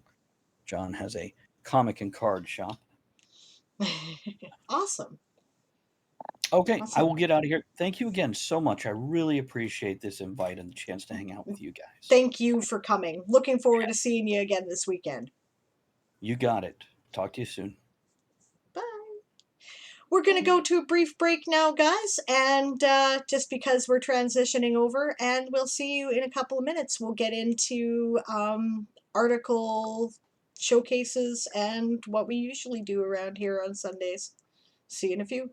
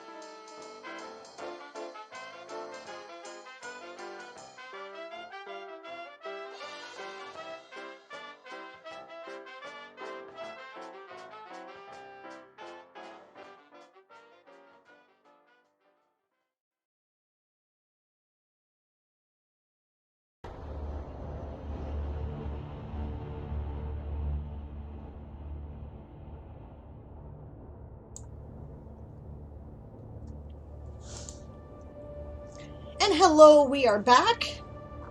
I've closed down my Chrome, so I now have to capture another window here. Where were we? There we go. So thank you for joining me for the last hour of the broadcast today. Always a pleasure to talk to Travis. I've been meaning to have him on the show for a while. His release gave me an excuse, so that was a lot of fun. I see that we have a full roster of showcases. I have 1 hour, so we will see if I make it through them all, but I will do my best. Music's cool there, wasn't it? Yeah, it's, I thought that the 1920s sort of ragtime soundtrack worked for Travis's aesthetic, so that is why I chose that. I suppose I could leave it on, but this is more my usual. I figure it's easier to tune out if we're doing showcases. I missed Janet singing your poem the other day, Daz. I would like to see that. And hello, Moon. Glad to see you. I still have my adult beverage here, and I still have what's left of my cigar, and I figure I'm going to finish both since I started them, so... Tal says, my adult beverage is coffee, but then it is 7:53 a.m. there. That is a good point. I drink coffee from the moment I get up to the moment I go to bed. To be fair, I sip at it constantly. I think that I probably had undiagnosed ADD and I am self-medicating. I have a very unhealthy relationship with coffee. Sometimes I need coffee to go to sleep. So, Daz shared her adventure primer. That's cool.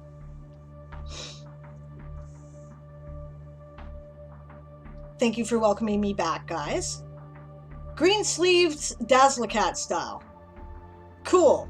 Okay, I'm going to open that up on my other computer and save it for the end of the show. Oh, I see that I've blown up my... Just a minute here. This is huge. I forgot that I blew up the window for the Discord chat, so I'll have to mess around with it. Not quite.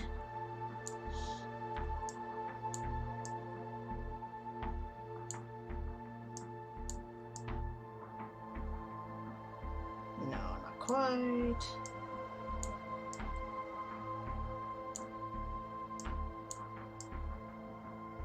Sorry if this is disorienting. Ah, bloody hell. Let's do it the other way. Meow. There. No.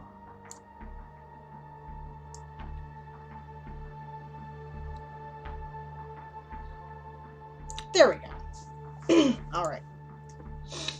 My showcase is small, so that might help. That's great. Cool. I'm gonna...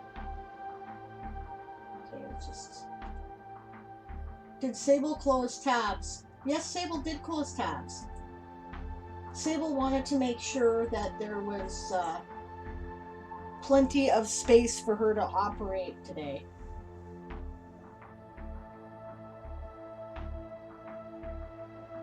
Okay, I'm just waiting for the clip to come up and then I'm going to pause it. There we go. You've been honestly trying to get this article showcased here for a while. Sorry there, Siobhan. You are number 3 or number 2, so you will be after James. Thanks, Travis. I should have done that. Travis says, hold down Alt and drag the red line. It becomes green and can cut part of the screen off so you don't see the tabs and bookmark bar. Is that how that's done? I wish I'd known that before I made my Kickstarter video. Alright. You know what, though? I honestly don't care if people see my tags or my tabs. It's my tab army right now. But I will remember that for the future. Because I would have liked to have known that before Kickstarter. That's okay! Next time I will do it better. Alt and drag the red line, it becomes green. Cut off part of the screen. I did it by accident once, and I couldn't figure out how the hell I'd done it again. Okay. Thank you. That's great. You need coffee to make coffee, says Tal. Can relate, can relate. Okay, we're going to look at James's article. This is his future scene meta introduction article. I believe I've read this before. This looks familiar to me, but I think he wanted an edit, and I did not have time at the time to do it. So actually, you've already paid for this twice for the regular showcase there, James, so I think we're probably good. Shit happens! Yes, it does! I love that, that emote, by the way. It's great. Okay. I will put the article in the chat so you guys do not miss it. You guys all excited for summer camp, by the way? I am ready to rock and roll. There's so many things going on. I haven't even had a chance to put my Tourney of Tales graphic stuff up on the channel yet. I will do that when we are done.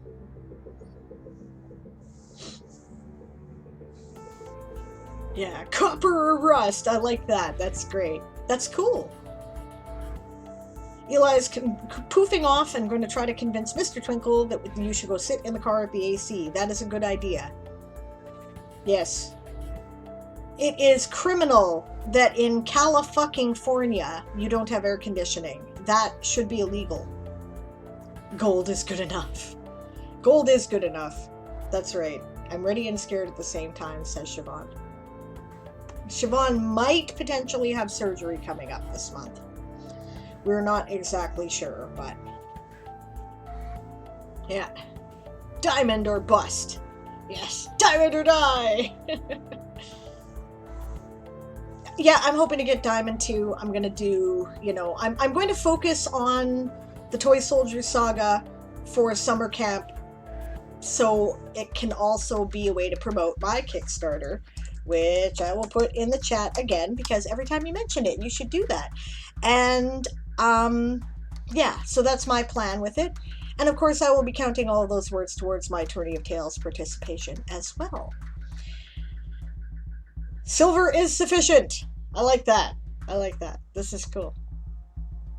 Yeah, that's right. You want diamond, but may not make it because of surgery. And that's the thing. Writing has to be done when you can. Right? Because unfortunately, it rarely pays the bills sufficiently that it's really worth throwing everything over. Unless you're Stephen King or George R.R. Martin, you kind of can't afford to do that. So you got to do it when you can. And that's okay. That is okay. All right, let's do it. Meta introduction. This is intended as an introduction to either a computer game, a film, a television show. Ext, exterior. Int, interior. Act 1. Scene 1. Exterior, Tower of Babel. Day. Background, cloudy sky with some blue patches. Foreground, the Tower of Babel. It appears to be wider at the bottom than the top. We start at the bottom of the tower. If you're wanting editing, period, capital I. It looks primitive and appears to represent a time period, the Stone Age. Stone Age is also capitalized and is the name of a proper era. A few people sit around a campfire. They are wearing furs. The camera zooms in on the tower and appears to go up the tower. Period. While doing so, the architectural style changes with each age. Scene 2. Exterior, first layers, Iron Age to Middle Ages, day. The Iron Age looks particularly Roman. We hear and see marching Roman soldiers upon a Roman road. That's the end of the sprint for those of you who are sprinting.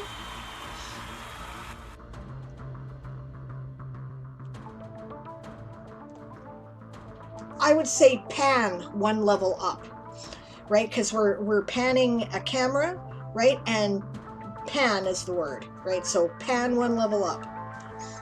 The Middle Ages looks distinctly English with its castles-type battlements. Period.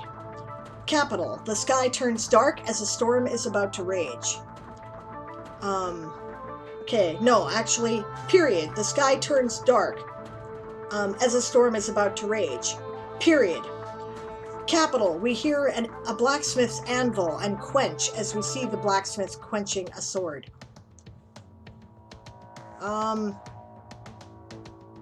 Do you want to describe that more? I don't know if you do. This is screenwriting, so it's a little bit different. I might We hear the clang of a blacksmith's hammer on the anvil and the hiss of the quench as the blacksmith quenches the sword. As we see the blacksmith quenching a sword. We could do that. I don't know. Throwing it out there. Before we pass all parts of the medieval period, we hear a rat squeak and see the storm rage. Briefly checking the chat because I forgot to bring my phone in here. There are 4 badges, Siobhan, so you can get at least 1 depending on time, says Daz. Twitch crashed. Now I got an ad. Boo. You know what? I like the Charmin ad. They want to show the Charmin toilet paper ad on my channel? I am here for it. I think it's funny. Right? I love the way they make it up to look like a video game. I think if you're going to advertise toilet paper, you could not have done a better job. I think that's great. You know, I think you're wasting your time advertising Alienware on my channel because I'm not streaming games, dude. But hey, feel free, you know, throw your money at it if you want to. All right. Before we pass all parts of the medieval period, we hear a rat squeak and see the storm rage. Scene 3, exterior, 4th layer, Renaissance, day. The next is the Renaissance. Renaissance is capitalized. I would put a period after that. Capital on the W. We hear paintbrushes on canvas and comma and ships creaking in the breeze. No comma after ships. And just move back a couple words. The clouds in the background have miraculously dissipated. While the storm is over, there is some cloud, comma, but it is, or they are, white and wispy. You actually do have to use the preposition there. We see a typical trading port with period ships being docked and wares being unloaded. You do not need the word are if you're going to say being docked. You put a comma and say, and wares are being unloaded if you would like. The screen dims out, but not cut to black. I would say the screen dims out, but does not cut to black. Scene 4, interior, factory, midday. We see and hear industrial machines driven by steam and hear repetitive piston sounds. It must be the industrial period. Link to your stationary steam engine. The camera pulls out to see this section of the tower. I would say pans out. Pan is the word. P-A-N, pan. The camera pans out to see to focus on this section of the tower. This part of the tower is creating a large amount of pollution. This part looks Victorian. You don't need to repeat this part of the tower again. It's a little repetitious, but this part you do have to say there. All right, scene 5, exterior, skies, evening. As we reach the next part, we hear rapid gunfire. As we hear this, a Spitfire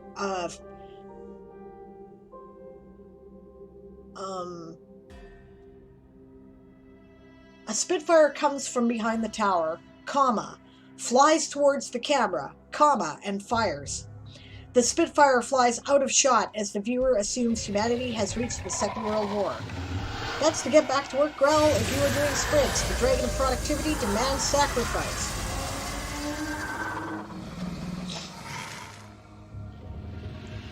Scene 6, exterior street, mid-20th century. As we reach the next part, the tower is now made of concrete. It looks like an eyesore. I'm not very fond of concrete buildings either. I think that's a very subjective perspective, though, right? And describing how to make it look like an eyesore is kind of difficult. So what I would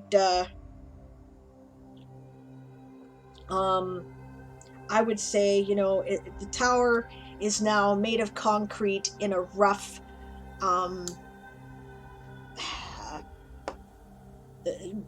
brutal Spartan style. I think there's a name for that type of architecture. Okay. Yeah. So checking the chat, James says, just don't show the Jameson whiskey or Logitech ads. Yeah. Yeah. Okay, pans out. The scene fades. Yep, that works too.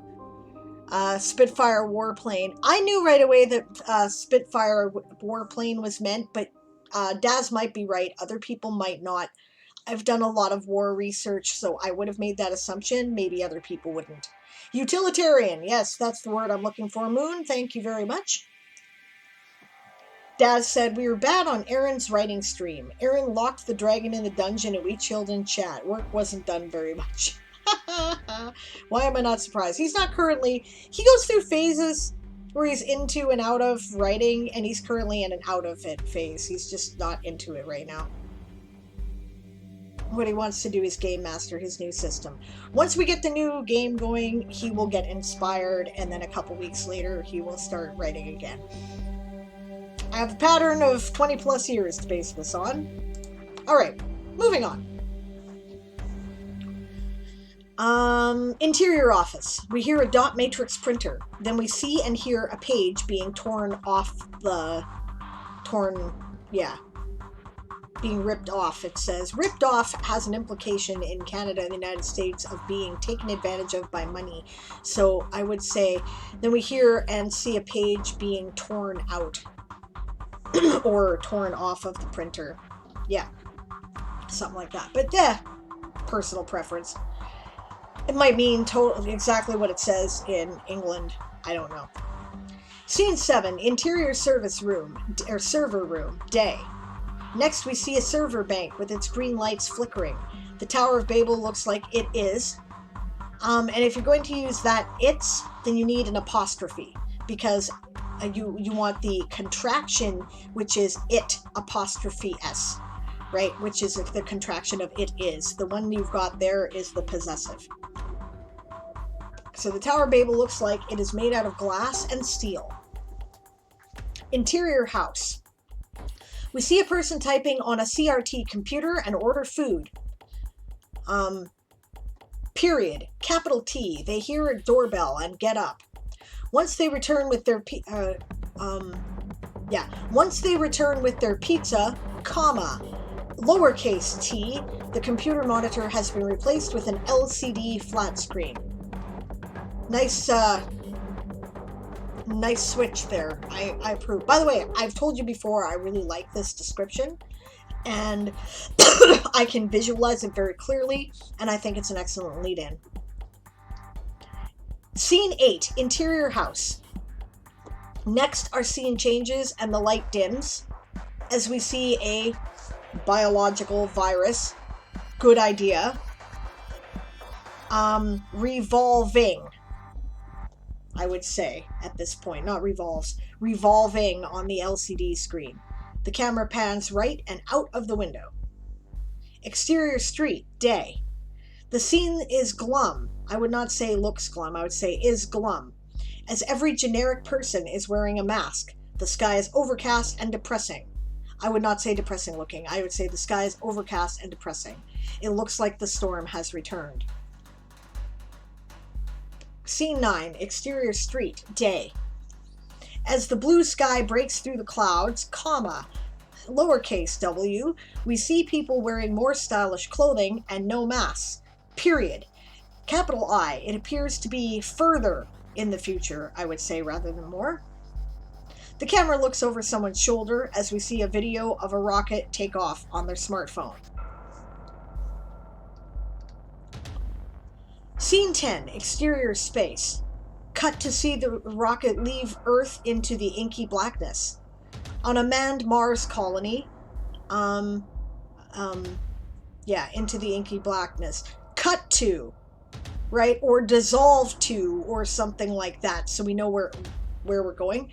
You know, cut to, dissolve to, swipe to, right? A manned Mars colony. This, what would look impressive for a Mars base? This is what I have trouble with in this sentence. This looks impressive for a Mars base. What do you mean by that? You need to flesh it out. It is a quite advanced Martian base. Perhaps, I might say something like that. It is quite advanced Martian base where people are obviously living in an extraterrestrial city, as opposed to a camp, right? Someone is reading an ebook that appears to be near the end and is historical in nature. Once they put the device down, they look pleased and proud. Now, how can you tell an ebook is near its end? Does it say the end at the end of it? Because that's the only way I could tell, personally. And historical in nature, you might want to be a bit more specific. What time period are we talking about?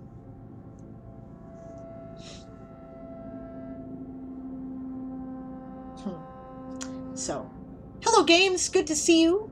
Welcome. We're in the last 40 minutes of the stream today. We are currently showcasing James's article, which is kind of his introduction to Future Scene, which he's written basically like it's all being done in screenwriting, and I love it. Yeah, I keep thinking that within the ebooks. You could have it say the end, right? Historical in nature, I might have like a picture in it from whatever time period you're talking about, right? Or something that is clearly, you know, a historical quote from the period you're looking at. Right, so yeah. Games is doing amazing. That is amazing. Glad to hear it. By the way, if I remember correctly, if you have not yet signed up for it, you have, what is it? If you've been thinking about doing a panel, I think it's 1 hour and 40 minutes left. No, I think it's 40 minutes left to sign up for panels, and then everything shuts down. If you want to sign up for panel or streamer or whatever, because we need to have finalized results that we can work with that will not shift and change after a certain point, and we're right close to it. So midnight UK time is when it shuts down, gang.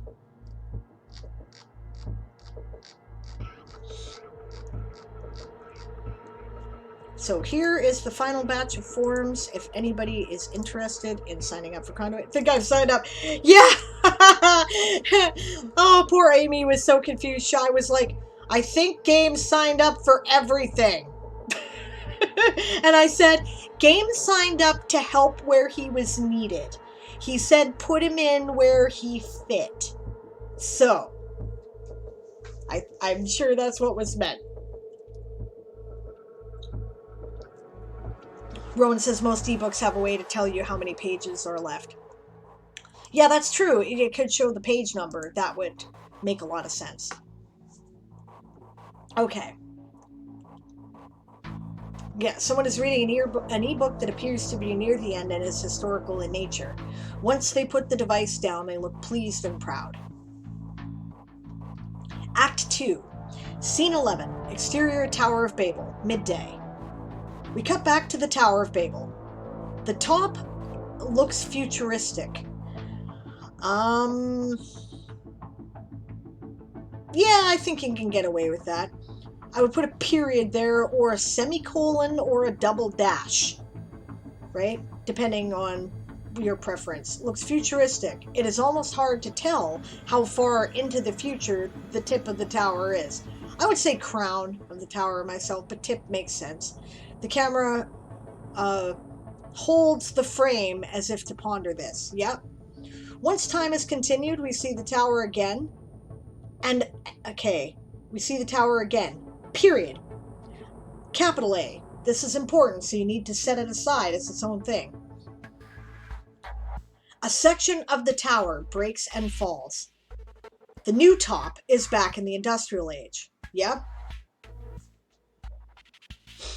Scene 12. Exterior Tower of Babel. Evening.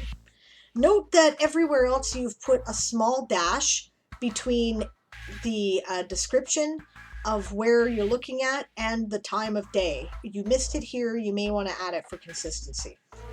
The camera appears to go above the tower? How does it go? Swoop, pan, right? Above the tower and fly off at great speed. Exterior, the city, midday. Again with the dash, right? When it finally slows to a gentle pace, we see a city. Like the new top of the Tower of Babel, comma, it looks Victorian. Victorian is capitalized. The city is in a circle, period. Capital S. Some parts appear to have electric street lights, although they are flickering. You need they are. A section of the city at 7 o'clock has a blackout. Pollution seems to be coming out of the central ring of 5. Explain ring of 5. We don't know what that is. Right? The camera zooms in on the city at the 4 o'clock. Oh, okay. The central ring of the 5 o'clock position on the clock, maybe?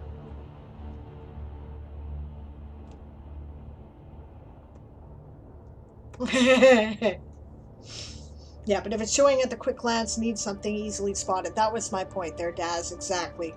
Right? Game says, I'm a bit like a spork. It's a spoon and fork, so useful wherever needed. That's what I figured. That's what I said, so... Yeah. Maybe the top is metal and glass. Yeah, maybe the top looks like it's made out of some, funky, glowing spaceship material. Who knows? It's important that it look futuristic, though. I think that's fine for the description of a screenwriting thing, because that gives your stage director and props people an opportunity to interpret that, and your director, right? Okay. The camera zooms in on the city at the 4 o'clock position. You need the there, James. Seeing that we're now looking at zone 4, how do we see that? Is there a sign? Is there a painting on the streets?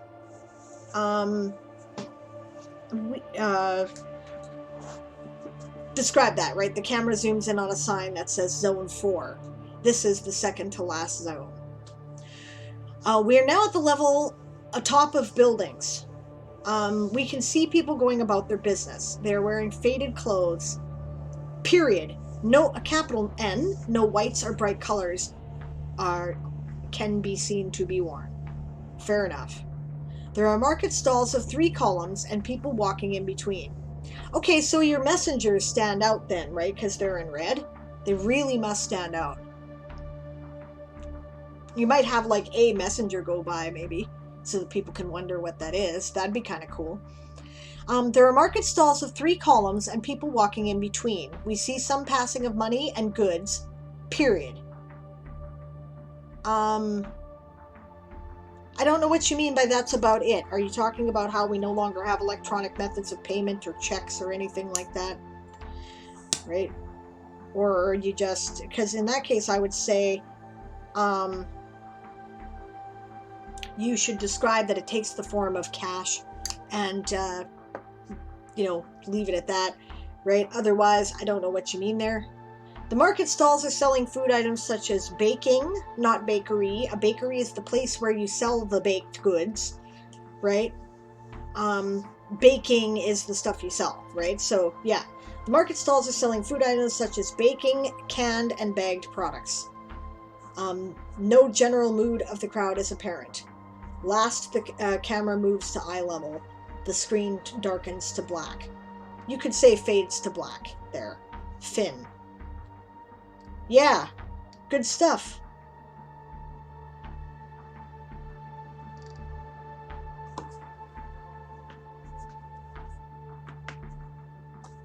Good work, James. I can't like it again because I've already liked it.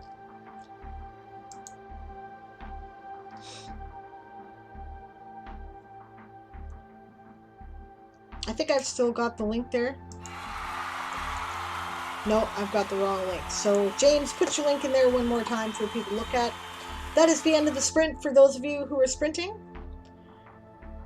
Okay, and then catching up. James says, I have 5 zones in Burdencaster, which are rings. The center ring of 5 is called Zone 3. Okay, then describe that, right? The camera focuses on a city. It is arranged in concentric rings, or 5 concentric rings. We focus on the 3rd ring. Something like that. Yeah, Daz has good advice here. Yep, exactly. Daz's description works too. We see a city built in 5 concentric rings, spreading outward from the center of the city. Exactly. Yeah, you might give examples in the baked goods and canned sale there, such as Dad suggested. I'm just saying that's all we can see. I'm saying end of point is not buying and selling in conversations. Gotcha. Okay.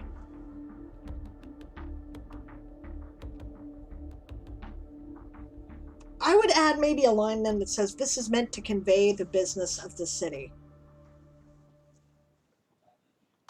Brilliant, and thank you for adding the link. We're going to move right on to Siobhan's because we're at 3:30 and we want to make sure we get everything done. And by the way, I really don't mind spending the last hour of the stream entirely doing showcases. Honestly, with an hour left, I'd have trouble. You will add in a messenger. Awesome. Yeah, just see him walking by, right? Maybe he hands a message to somebody, right? But then have the camera kind of pan past him because clearly he's not the point either. He's just part of the scenery, right? So... all right, so this is Siobhan's article, Rose de Plum. I like the picture.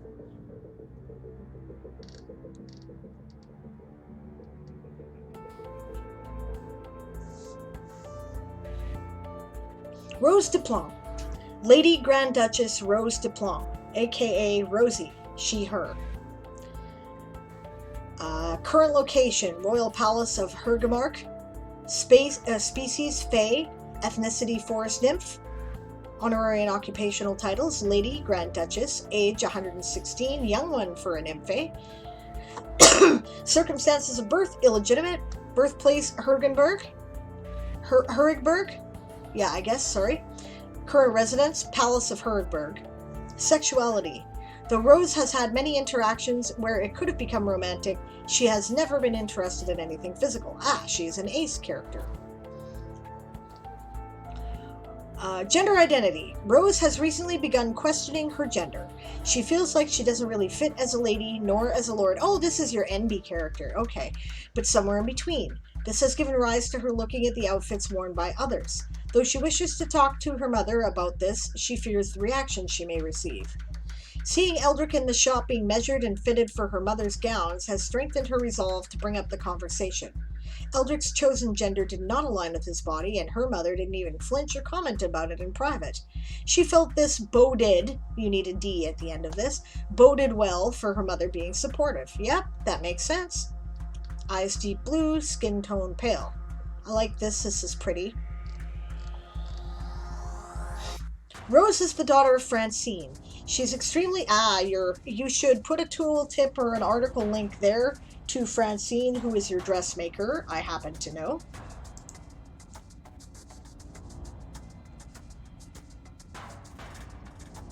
Rose is blue. Right. She's extremely shy and is never seen while there is a customer in the shop. Her shyness stems from her perceived disfiguring disability.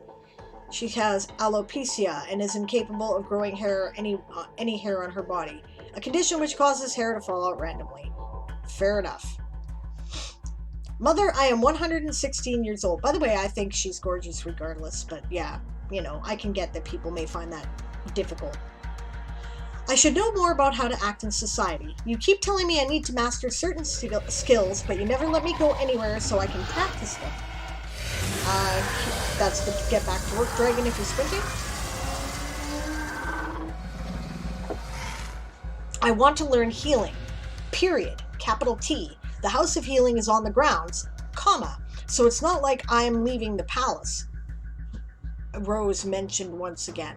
Okay, I would say am. So it's not like I would say I'm rather than I am, because that's more how people talk. And mentioned once again does not seem an appropriate dialogue tag for this lengthy speech. When people speak in paragraphs, it's not mentioning. I would probably say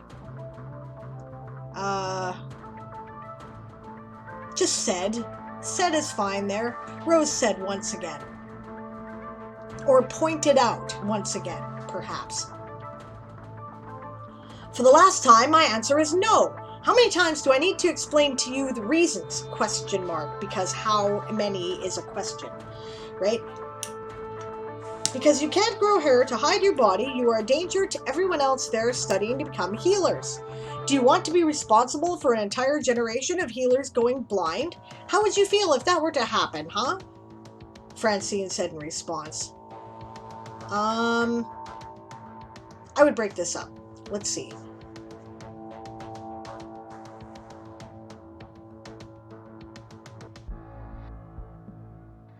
Actually, I wouldn't even say Francine said in response, right? If you've already established that Francine is her mother, you don't even need that. And it's a two-way conversation, right? Just cut that. Francine said in response. Cut that dialogue tag. We don't need it. But how do you know that would happen? I have my veils and headscarves. You train me well to keep myself clothed when around others. You are still a child and living under my roof and protection, and you will do as you're told. Do you understand? Francine waited for confirmation. Good. Now this is the last I will hear of this. Have I made myself clear? Yes, mother. Comma after yes. Rose's voice dripped with acid. Also, period. There. Yes, comma, mother, period. Quotation mark. Rose's voice dripped with acid. Because the statement is separate, right? If you're going to use okay, it's complicated, but if you're going to use that as a sentence in the dialogue, right, and use a comma, then that means that any adjectives or rather adverbs that you use in the next bit should describe how or what was said. Here you are using, you're describing the voice, right, and it becomes a separate complete sentence, right? If you said, yes, mother, comma, Rose growled under her breath, then that would be perfect. But if you are making the Rose's voice dripped with acid, that's a separate sentence. But that's fine, right? And you know the only reason why I'm being picky is because you say you're going through some final edits and stuff, or some edits and stuff. So I'm trying to help here, right?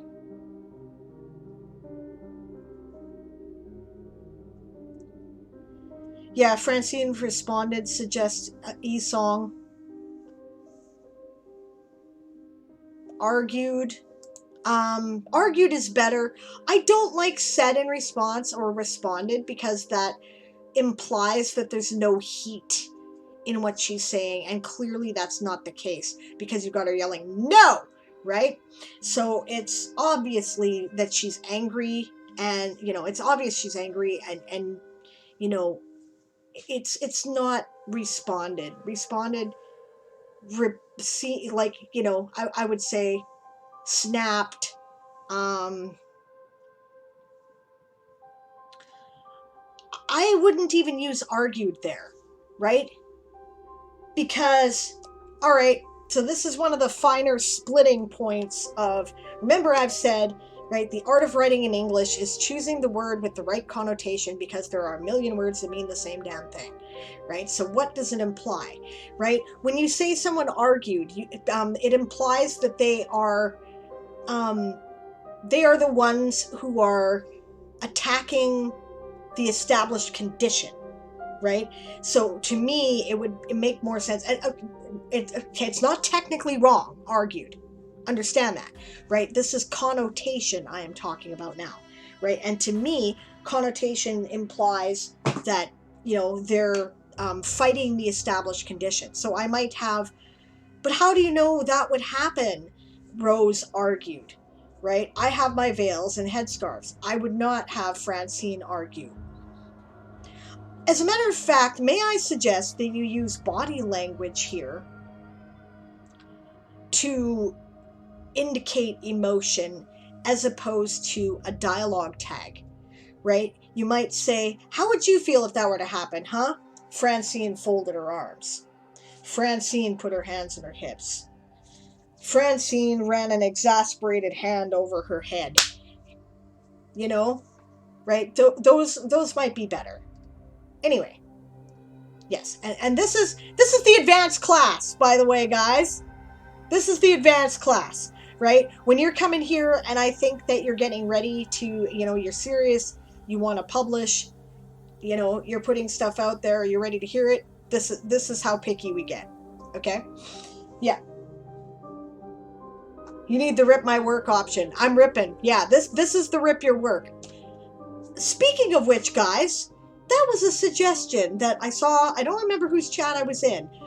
Coffee's maybe, but I liked it. And the idea is to have... No, who was I talking to? Someone said...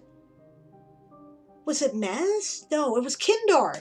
I was talking to Kindar on the Lady Rights podcast yesterday, right? And he said that he doesn't like telling people, he doesn't like reading other people's work because he's afraid that he's going to say something that will, crush their dream. And, so it was brought up that perhaps there are two ways to approach this. Sometimes you just want to be told you're pretty, right? As Author Goddess said. Maybe there should be two of these channel point rewards. One for rip my work, which is I'm going to tear it apart and break it down to the molecules, right? And be fussy over every living goddamn thing, right? And the other one would be tell you what's good about it, right? Which is not make anything up, but tell you specifically what's like, what is liked so that it gives you affirmation and validation. Right, which is legitimate and perfectly reasonable to ask for, right? So if you guys think that would be a good option, let me know. I tend to judge the situation based on what I know of the person I'm talking to. Siobhan is okay if I rip her, so I'm ripping, right? But know that this is me polishing the diamond, right? The diamond is it's polished with a saw. It's not pleasant, but it's designed to make it into a pretty gem. So, the jail burb is here. I love that combination. That's cool. Retorted could also work. It's a little archaic these days, but it is accurate. Esong said, and said is implied in the word response. Yes, it is unnecessary passive voice that loses the passion of the moment. Yes, agreed. That's what I mean. Yeah, Daz agreed with me about snapped. Esong said, you might not even need anything besides the quotation marks between the different people speaking, which was my point. Yeah, right? We know they're talking, and it's only two of them, so you don't have to tell us once you've established who each one is. You don't have to establish that again, so you can just go back and forth if it's two people talking, right? If it doesn't add to the energy, like body language that Sable is now suggesting, it's not needed. Exactly. Right? Unnecessary dialogue tags are like unnecessary adverbs. They're viewed as messy and ugly and in professional writing, and people don't like it. So this is why I'm trying to help you, right? It takes something out of it for people. Yeah, and Siobhan said, I have specifically asked her to rip my work. Yes, we just had this conversation yesterday. She's fully vaxxed now, and I'm half vaxxed, so she came over, which was kind of nice, and we had a nice long chat, and it was good. So, yes, and she said, yes, rip my work, so I'm ripping. Okay, so yes. Anyway, I am sorry, Rosie. I'm not doing this to be cruel. I wish there was some way you could follow your heart, but without hair, that is just not safe. Francine's eyes teared up as she attempted to console her daughter, and I like that line too. Good stuff. Okay. And thank you, that's a good quote, and it establishes a lot of her angst and who she is, right, by that situation. It's well done. Mental characteristics, personal history. Rose was born in the royal palace of Herigmark. Growing up, she was isolated from other children her own age. In fact, she still feels isolated and lonely, since she has never been, you have B here, been, B-E-E-N, allowed to establish any contacts outside the palace staff. This is a way long sentence. In fact, she still feels isolated and lonely. In fact, comma, she still feels isolated and lonely, period. Capital S, she has never been allowed to establish any contacts outside the palace staff who are, not being, who are under strict orders to just do their duties, comma, and no more, comma, where Rose was concerned. Where Rose is concerned, because you've written the rest of that in present tense, right? This is the current situation. So here it needs to be is. This has caused Rose to become withdrawn and lacking in the social skills required for someone of her rank. Why were they told that, by the way? Just do your duties and no more. I don't understand. Do her parents hate her? Esong says, to answer your question, Sable, I think a rip my work thing would be really helpful, especially with summer camp coming up. There's going to be a lot of people who don't know what they're getting in for. It might even be nice to have 3 tiers for make me look pretty, polish me gently, and rip my work. Ah.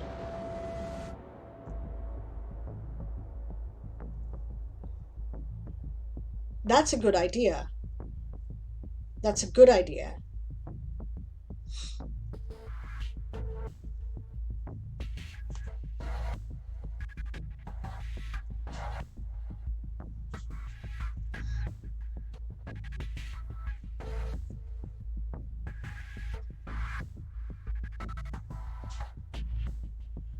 Okay, you're right. That's a good idea. I'm going to chew on that because I do rather like that.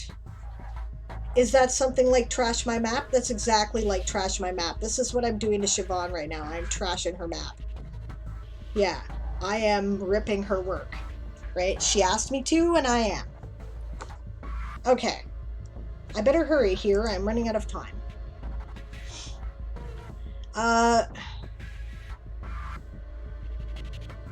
There were many times when Rose would sneak out of the apartments to run around the palace. This was before her hair began falling out. When it first started to fall out, she came back to the apartments with her hair in her hands, comma, crying. Her mother comforted her by saying it was likely just a passing condition. As the years passed, more of her hair fell out.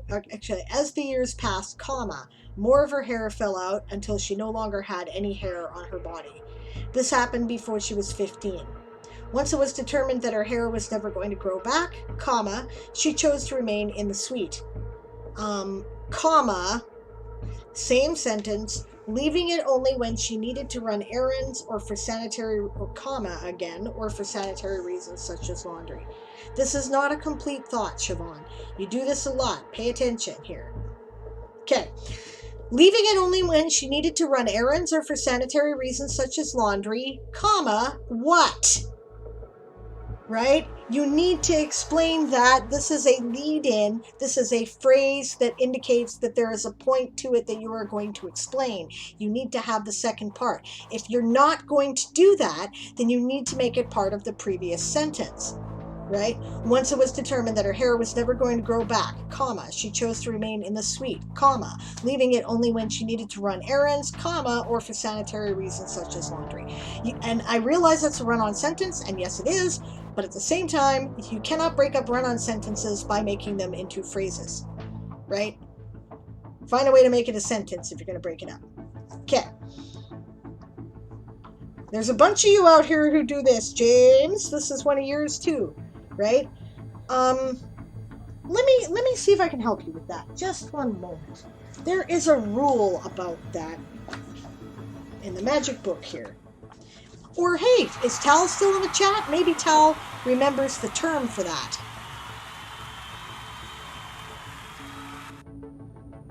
No, her parents don't hate her. They're trying to protect her. Then why not let her have any socialization even with the servants? Don't they trust the servants? That needs some explanation there. Was there an assassination attempt on her when she was young? Was she the child who was born after 5 miscarriages? What's the deal here? Right?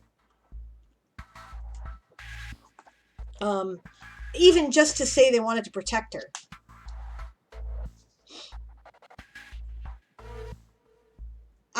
Yes, Esong. I'm confused about what they're trying to protect her from. I was out for a couple of minutes, so I might have missed this part, but why doesn't it matter that she doesn't have hair? Why can't she just wear a wig? Well, that's a good question, actually. She's a nymph, right? So she's capable of blinding people with her beauty. That is a traditional fae thing, right? Because she doesn't have the long hair that is normally used by nymph women to hide themselves, she cannot hide her blinding beauty, right? But yeah, I don't see why scarves and wigs wouldn't work, right? In order for people to go overboard like this, Siobhan, I think there needs to be an incident that happened that made people extra paranoid. And yet she points out it's not entirely known that her father was the king, says Siobhan. Okay, you need to explain that somewhere, and you need to do it before this, because right now I think her parents are bitches, and I hate them, right? And they're cruel and abusive. Do you want me to think that? If you do, leave it, right? If you don't, give me some justifications here, right? Or I think that Francine is giving crocodile tears here, right? Yeah. You know, I personally don't see why these, this outfit here doesn't work. So, but, and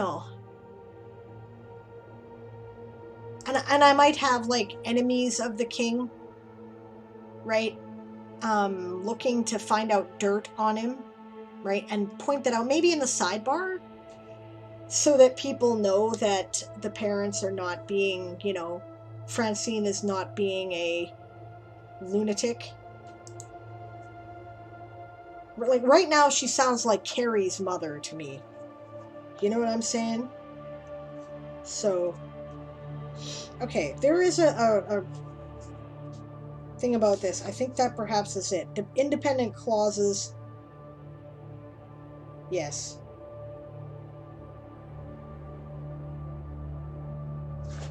Okay. That's what we're after.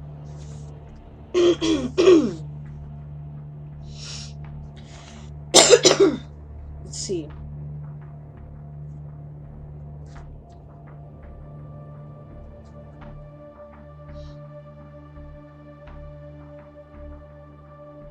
Yes. Okay, rule number 6 in Strunken White, right? Under elementary rules of usage. Do not break sentences into two. In other words, do not use periods for commas. I met them on a Cunard liner many years ago, period, coming home from Liverpool to New York. He was an interesting talker, period, a man who had traveled all over the world and lived in half a dozen countries. In both these examples, the first period should have been replaced by a comma and the following word begun with a small letter. It is permissible to make an emphatic word or expression serve the purpose of a sentence and to punctuate it accordingly. Again and again he called out, period, no reply. The writer must, however, be certain that the emphasis is warranted, lest his clipped sentence seem merely a blunder in syntax or in punctuation. Generally speaking, the place for broken sentences is in dialogue when a character happens to speak in a clipped or fragmented way. So, do not do that. Okay. Anyway, back to this. She learned the arts of dyeing thread and cloth, block printing, boning, and quilting. Who from, if nobody can visit her?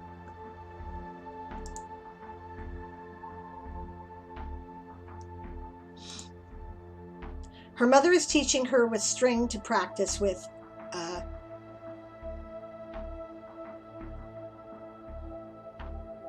her mother is teaching her with string to practice, comma, since she dare not risk her special threads in the hands of a novice. Yeah, I'm liking her mother less and less. Yeah. Education. Rose has received the best education that could be attained in Herodburg, thanks to the palace tutors. Okay, now you've done it again. Though the one area in which she really wants to be trained in, her mother has forbidden. That is also the breaking of a sentence. So, you could use although, the one area that she really wants to be trained in, is one her mother has forbidden, right? Of all the areas of knowledge, the one she really wishes to learn is the art of healing. She is learning the art of the seamstress under her mother's tutelage. Okay. Yes, so you did explain this. This sentence, she's learning the art of the seamstress under her mother's tutelage, belongs here, at the beginning of this paragraph. Rose is learning the art of the seamstress under her mother's tutelage. She has studied dyeing thread and cloth, block printing, boning, and quilting. She is attempting to learn the art of tatting, which, by the way, is making lace with a bobbin, for those who need to know. Her mother is teaching her to with string to practice, since she dare not risk her special threads in the hands of a novice. Yeah, because this here is kind of like, what does this have to do with the price of tea in China? Didn't we already talk about this? Rose has the desire to read every book in the Royal Library. She has read 9/10 of it already, since she has been reading since she was 5.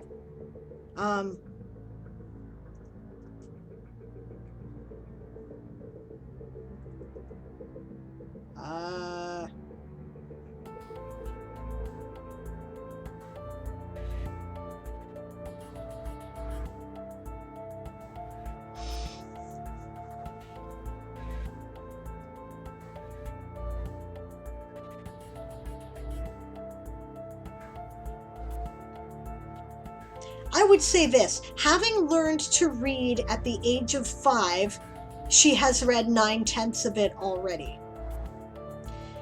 She knows there are books which are not in the Royal Library because they deal with the healing arts, and are therefore located in the House of Healing.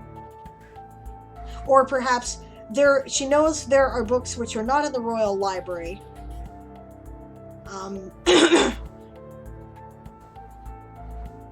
because all books of healing arts are located in the House of Healing. I have another question. This is the advanced class as well. Okay? Motivation. Why does she want to learn healing? I don't understand. She's been isolated from people since she was a very small child. Where would she have had a chance to develop the empathy necessary to understand that healing would be important? Right? This is the advanced class on character motivation.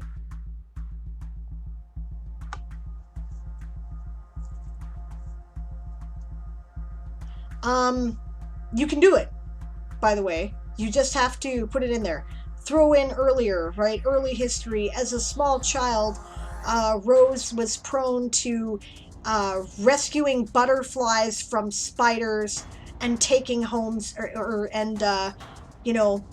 adopting the mice in her room rather than setting the cat upon them, right? And then you have established that she is a very empathic soul, naturally. I may have been guilty of this stuff, actually. Loneliness and the fact that the House of Healing has a closed group. Oh, that makes sense. Okay, let us know that.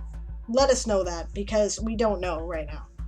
Maybe you did later. If you did, bonus. Yeah, what Esong said is good, if you want to run with that.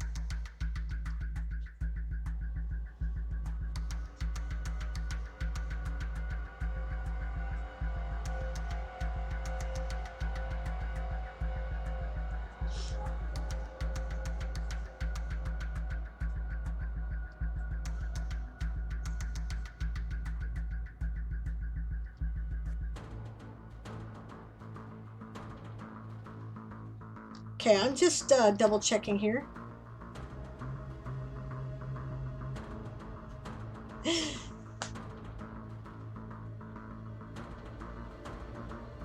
Yeah, Esong has lots of good commentary. Because I'm running short of time, I'm not going to read it, but it is valuable and useful. Right? But yeah, if you've made changes or if there's a spoiler, you know, take a note, right? In the spirit of ripping the work, right? Accomplishments and achievements.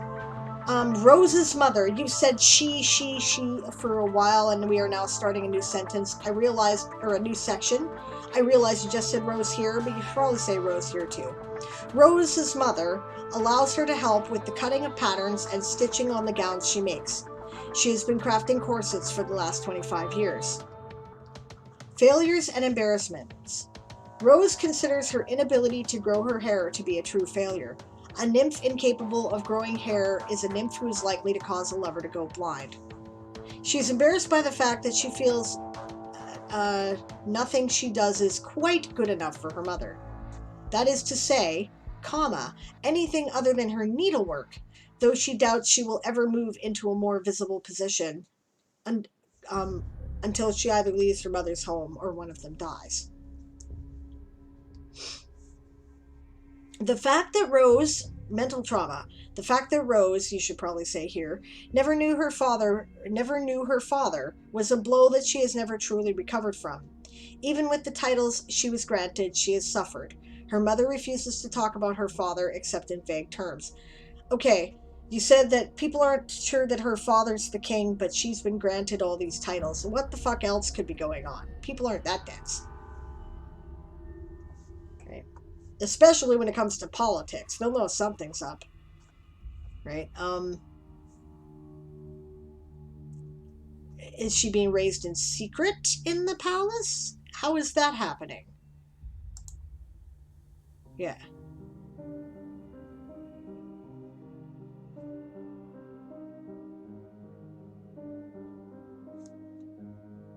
Okay.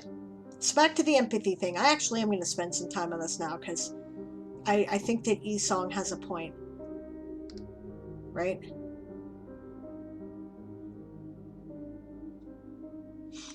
Yeah, Esong says, I have a hard time understanding why her father being the king is a reason for such paranoid seclusion. I agree there needs to be some other reasoning. At over 100 years old, and that's a good point. Right? This fey creature knows how to manipulate their areas to get out of places they shouldn't be. Elementary school kids know how to sneak out of their rooms. I can't imagine after 100 years old she'd be content with what's happening to her, and I feel like if it was me, I would go beyond, have a firm conversation with my parent. And spoilers, good, right?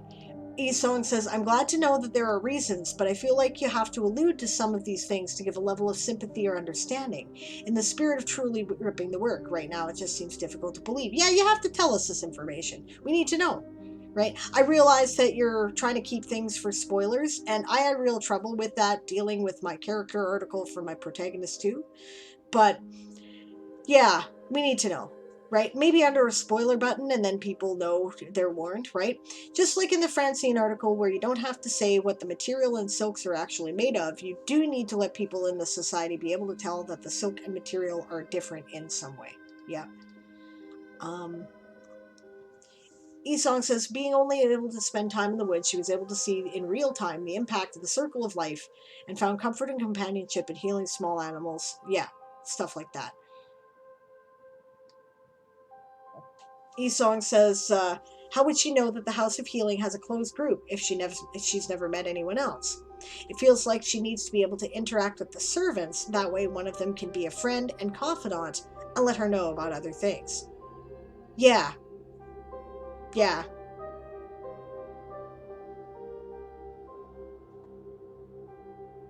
I think that's a good point. You might be able to get away with all of this the way it's established by having a servant who wants to help and is doing kind things for Rose as much as she's able, or he's able, but is limited by what they can do. Like Davos and his relationship with the young princess in Game of Thrones, right? He really wanted to help her, felt very fatherly towards her, or grandfatherly, but Stannis was the king, and he couldn't go against him, right? So you might want to work that in. Yeah. Esong says, in the children's book Ella Enchanted, Ella is under a spell where she has to obey every command given her. She avoids people like the plague, but has one confidant, her family cook, that helps her navigate life even though she's trying to be self-secluded. It makes us have sympathy and believe the situation. Yeah, another very good example, and I love that movie too. I give her the gift of obedience. Fuck off forever and keep fucking off until the end of the fucking off universe. It's a good movie. Okay. You get the idea? I will carry on. Her mother's refusal to allow her to attend the House of Healing for training, you need to capitalize House of Healing there because you've done it everywhere else, is causing a rift between them. Though she understands her mother's reasoning, she feels like she is being smothered and unnecessarily isolated from her peers, which, in my personal opinion, she is, to an abusive level. She's not been allowed to build friendships, nor to really socialize with those in the palace. These lacks an etiquette, 1T in etiquette, and the beginning and 2 at the end, not the other way around, and social skills. Need an S there, I think. It could be correct without an S too. Have caused her to become more reclusive, thus leading to bouts of depression. With this much isolation, Rose is in danger of becoming a feral child. Right? Like those kids that are raised in closets and, have food thrown at them. This is too much isolation. You need to tone it down a bit. Or she would not be able to function in normal society. She, social skills aside, she wouldn't know to eat with a fork,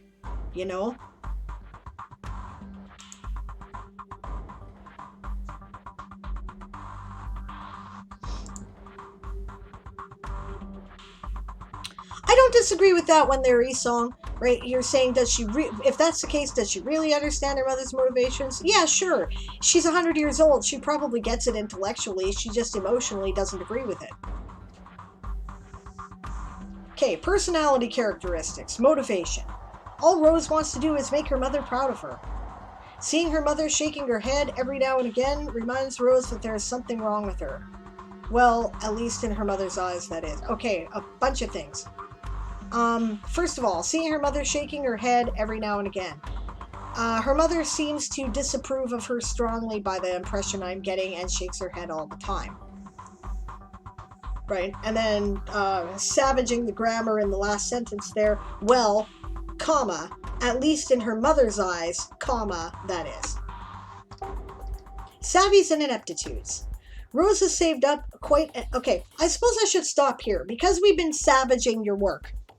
I will say that I like this character. I want you to be aware of that, right? And I like the idea.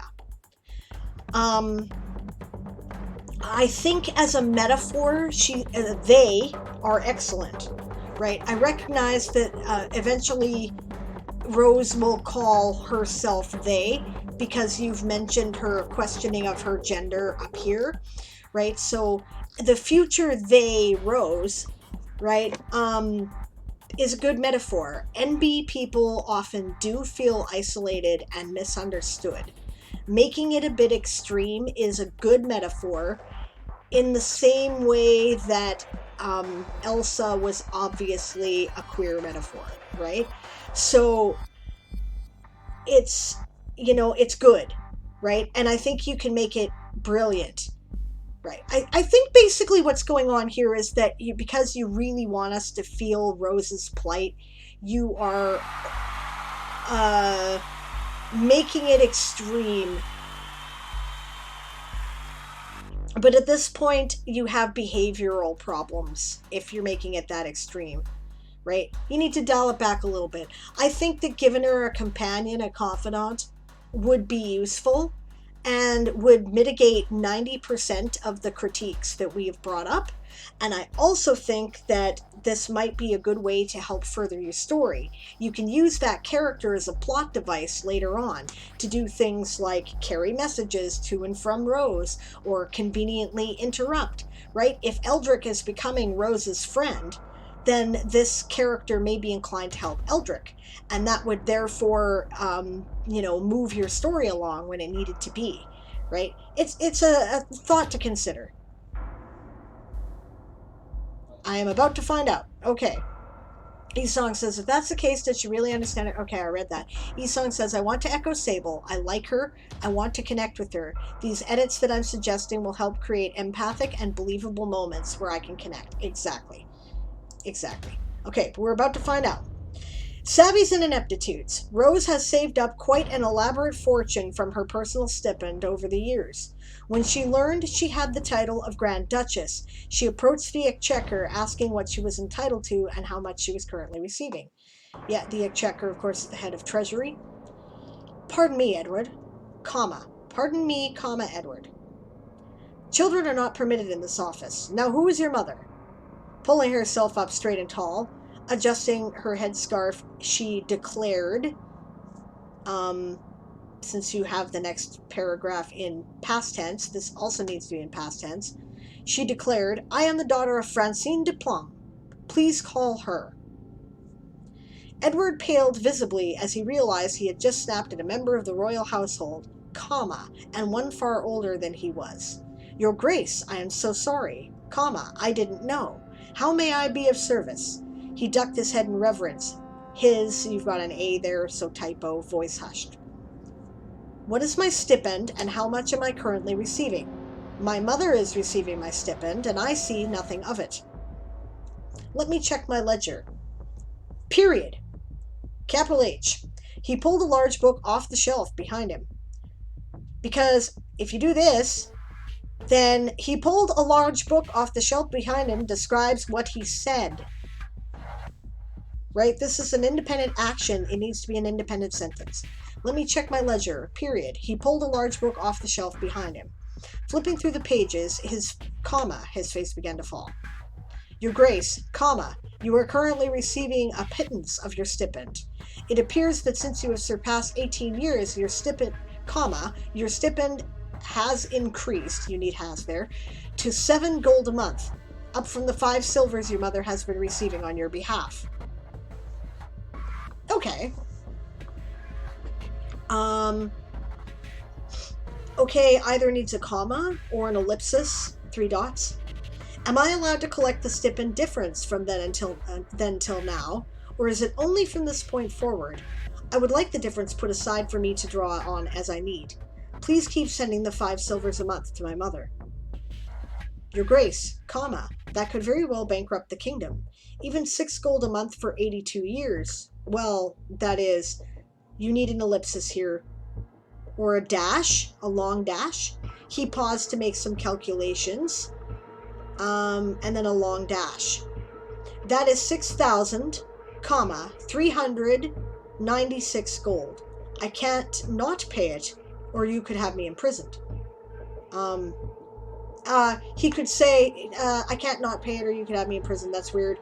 I would say, if I refuse to pay it, you could have me imprisoned.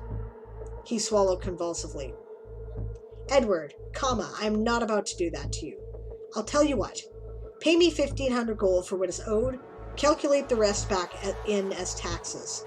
But from now on, I receive my full stipend, less the silver sent to my mother. A broad, calculating smile crossed her face. Edward nodded, not nodding, vehemently. Oh. Yeah. Edward, nodding vehemently, made notes in his ledger. Or you could say, Edward nodded vehemently as he made notes in his ledger. There, it is done, Your Grace. Good. Period. Now, don't mention this to my mother.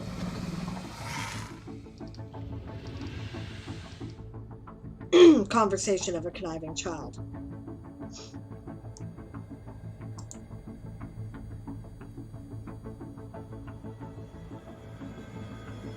Yeah, we're at 4:15 now.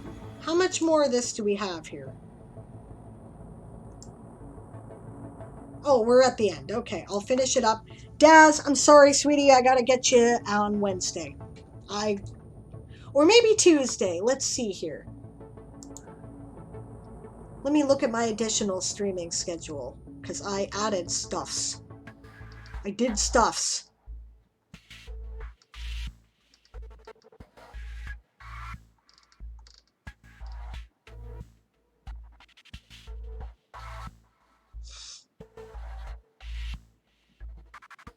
I might move that.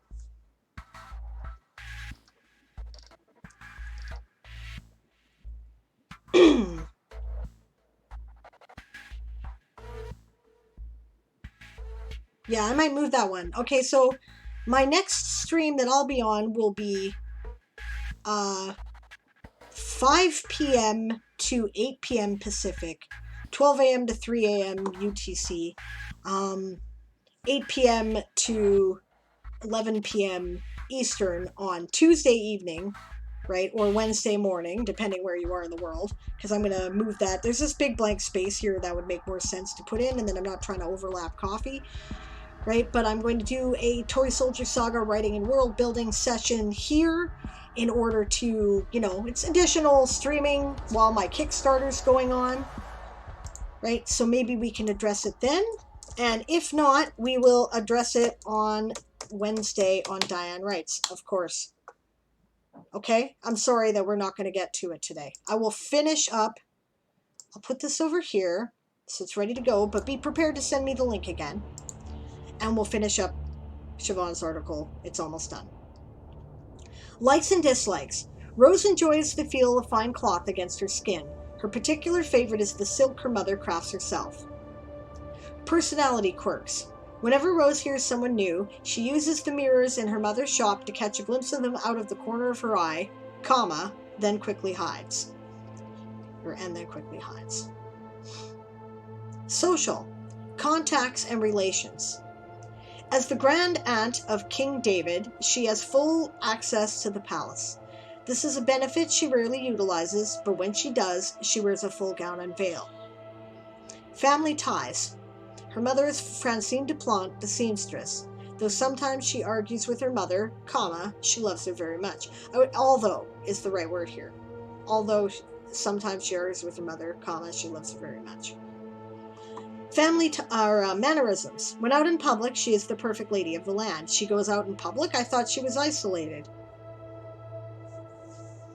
The difference is that when alone with her mother in their private rooms, comma, she acts like a petulant prepubescent child. Although she is 16 years of age, she has yet to reach puberty as a nymph. Well, she sort of looks like she's sort of reached puberty. She just hasn't completed it, right? I would say reach adulthood, right? Because this girl has reached puberty, right? She's just started it, maybe. Like, I could see that, but she has reached it, so... Or maybe you're having trouble with the imagery for a bald character, which I can understand. Alright. I do like the character. I hope you'll take the critiques under advisement. Maybe make a few mild changes. I mean, she looks like a very sweet-natured person, and I want to like her. And I do. It's just that I don't really understand her motivations because there's missing holes. Right? Like,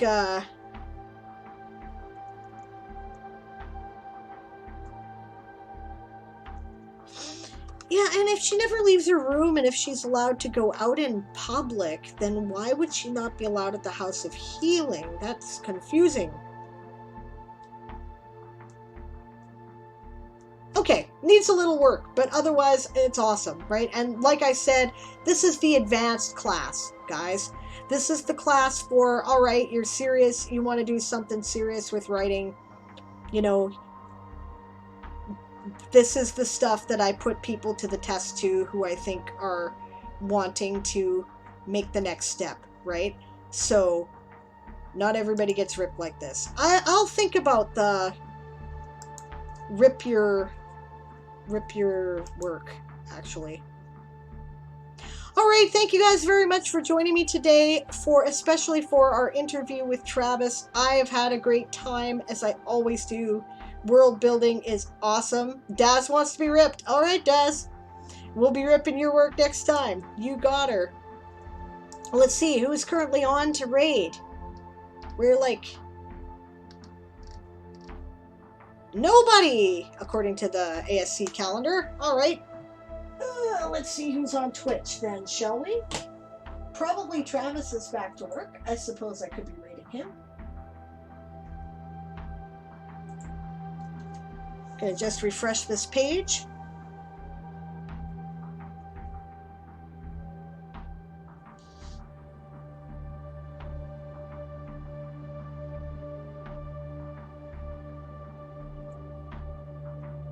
Travis is indeed on. Tail Foundry is also on.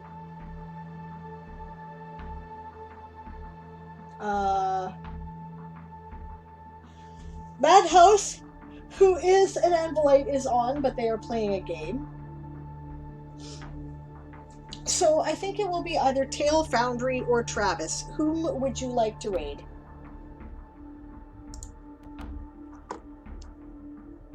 Raid doesn't matter to Daz. Okay. Fair enough. Travis is up. We're going to raid Travis? Done deal. All right. Thank you very much for joining me today. We are going to be back in 1 hour and 40 minutes for Toy Soldiers Old School. I believe it looks like things are a go tonight. Aaron is kind of tired today, but he doesn't look exhausted. And it has been a while since we have played our game. It's been a couple weeks, so usually we're pretty firm about that when that happens. So I will see you in a couple of hours. In the meantime, we'll be raiding Travis. That didn't work, did it? Because I forgot to put the @ sign, didn't I? Okay.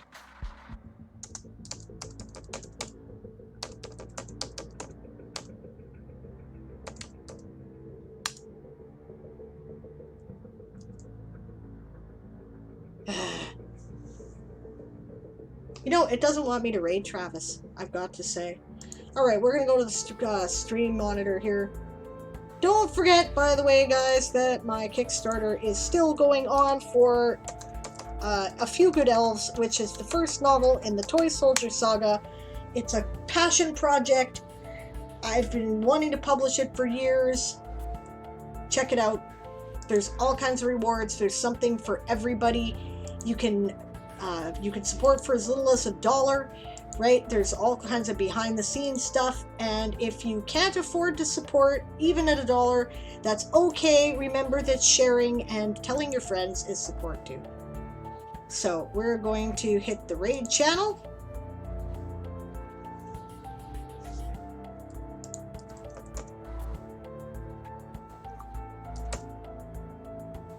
There he is.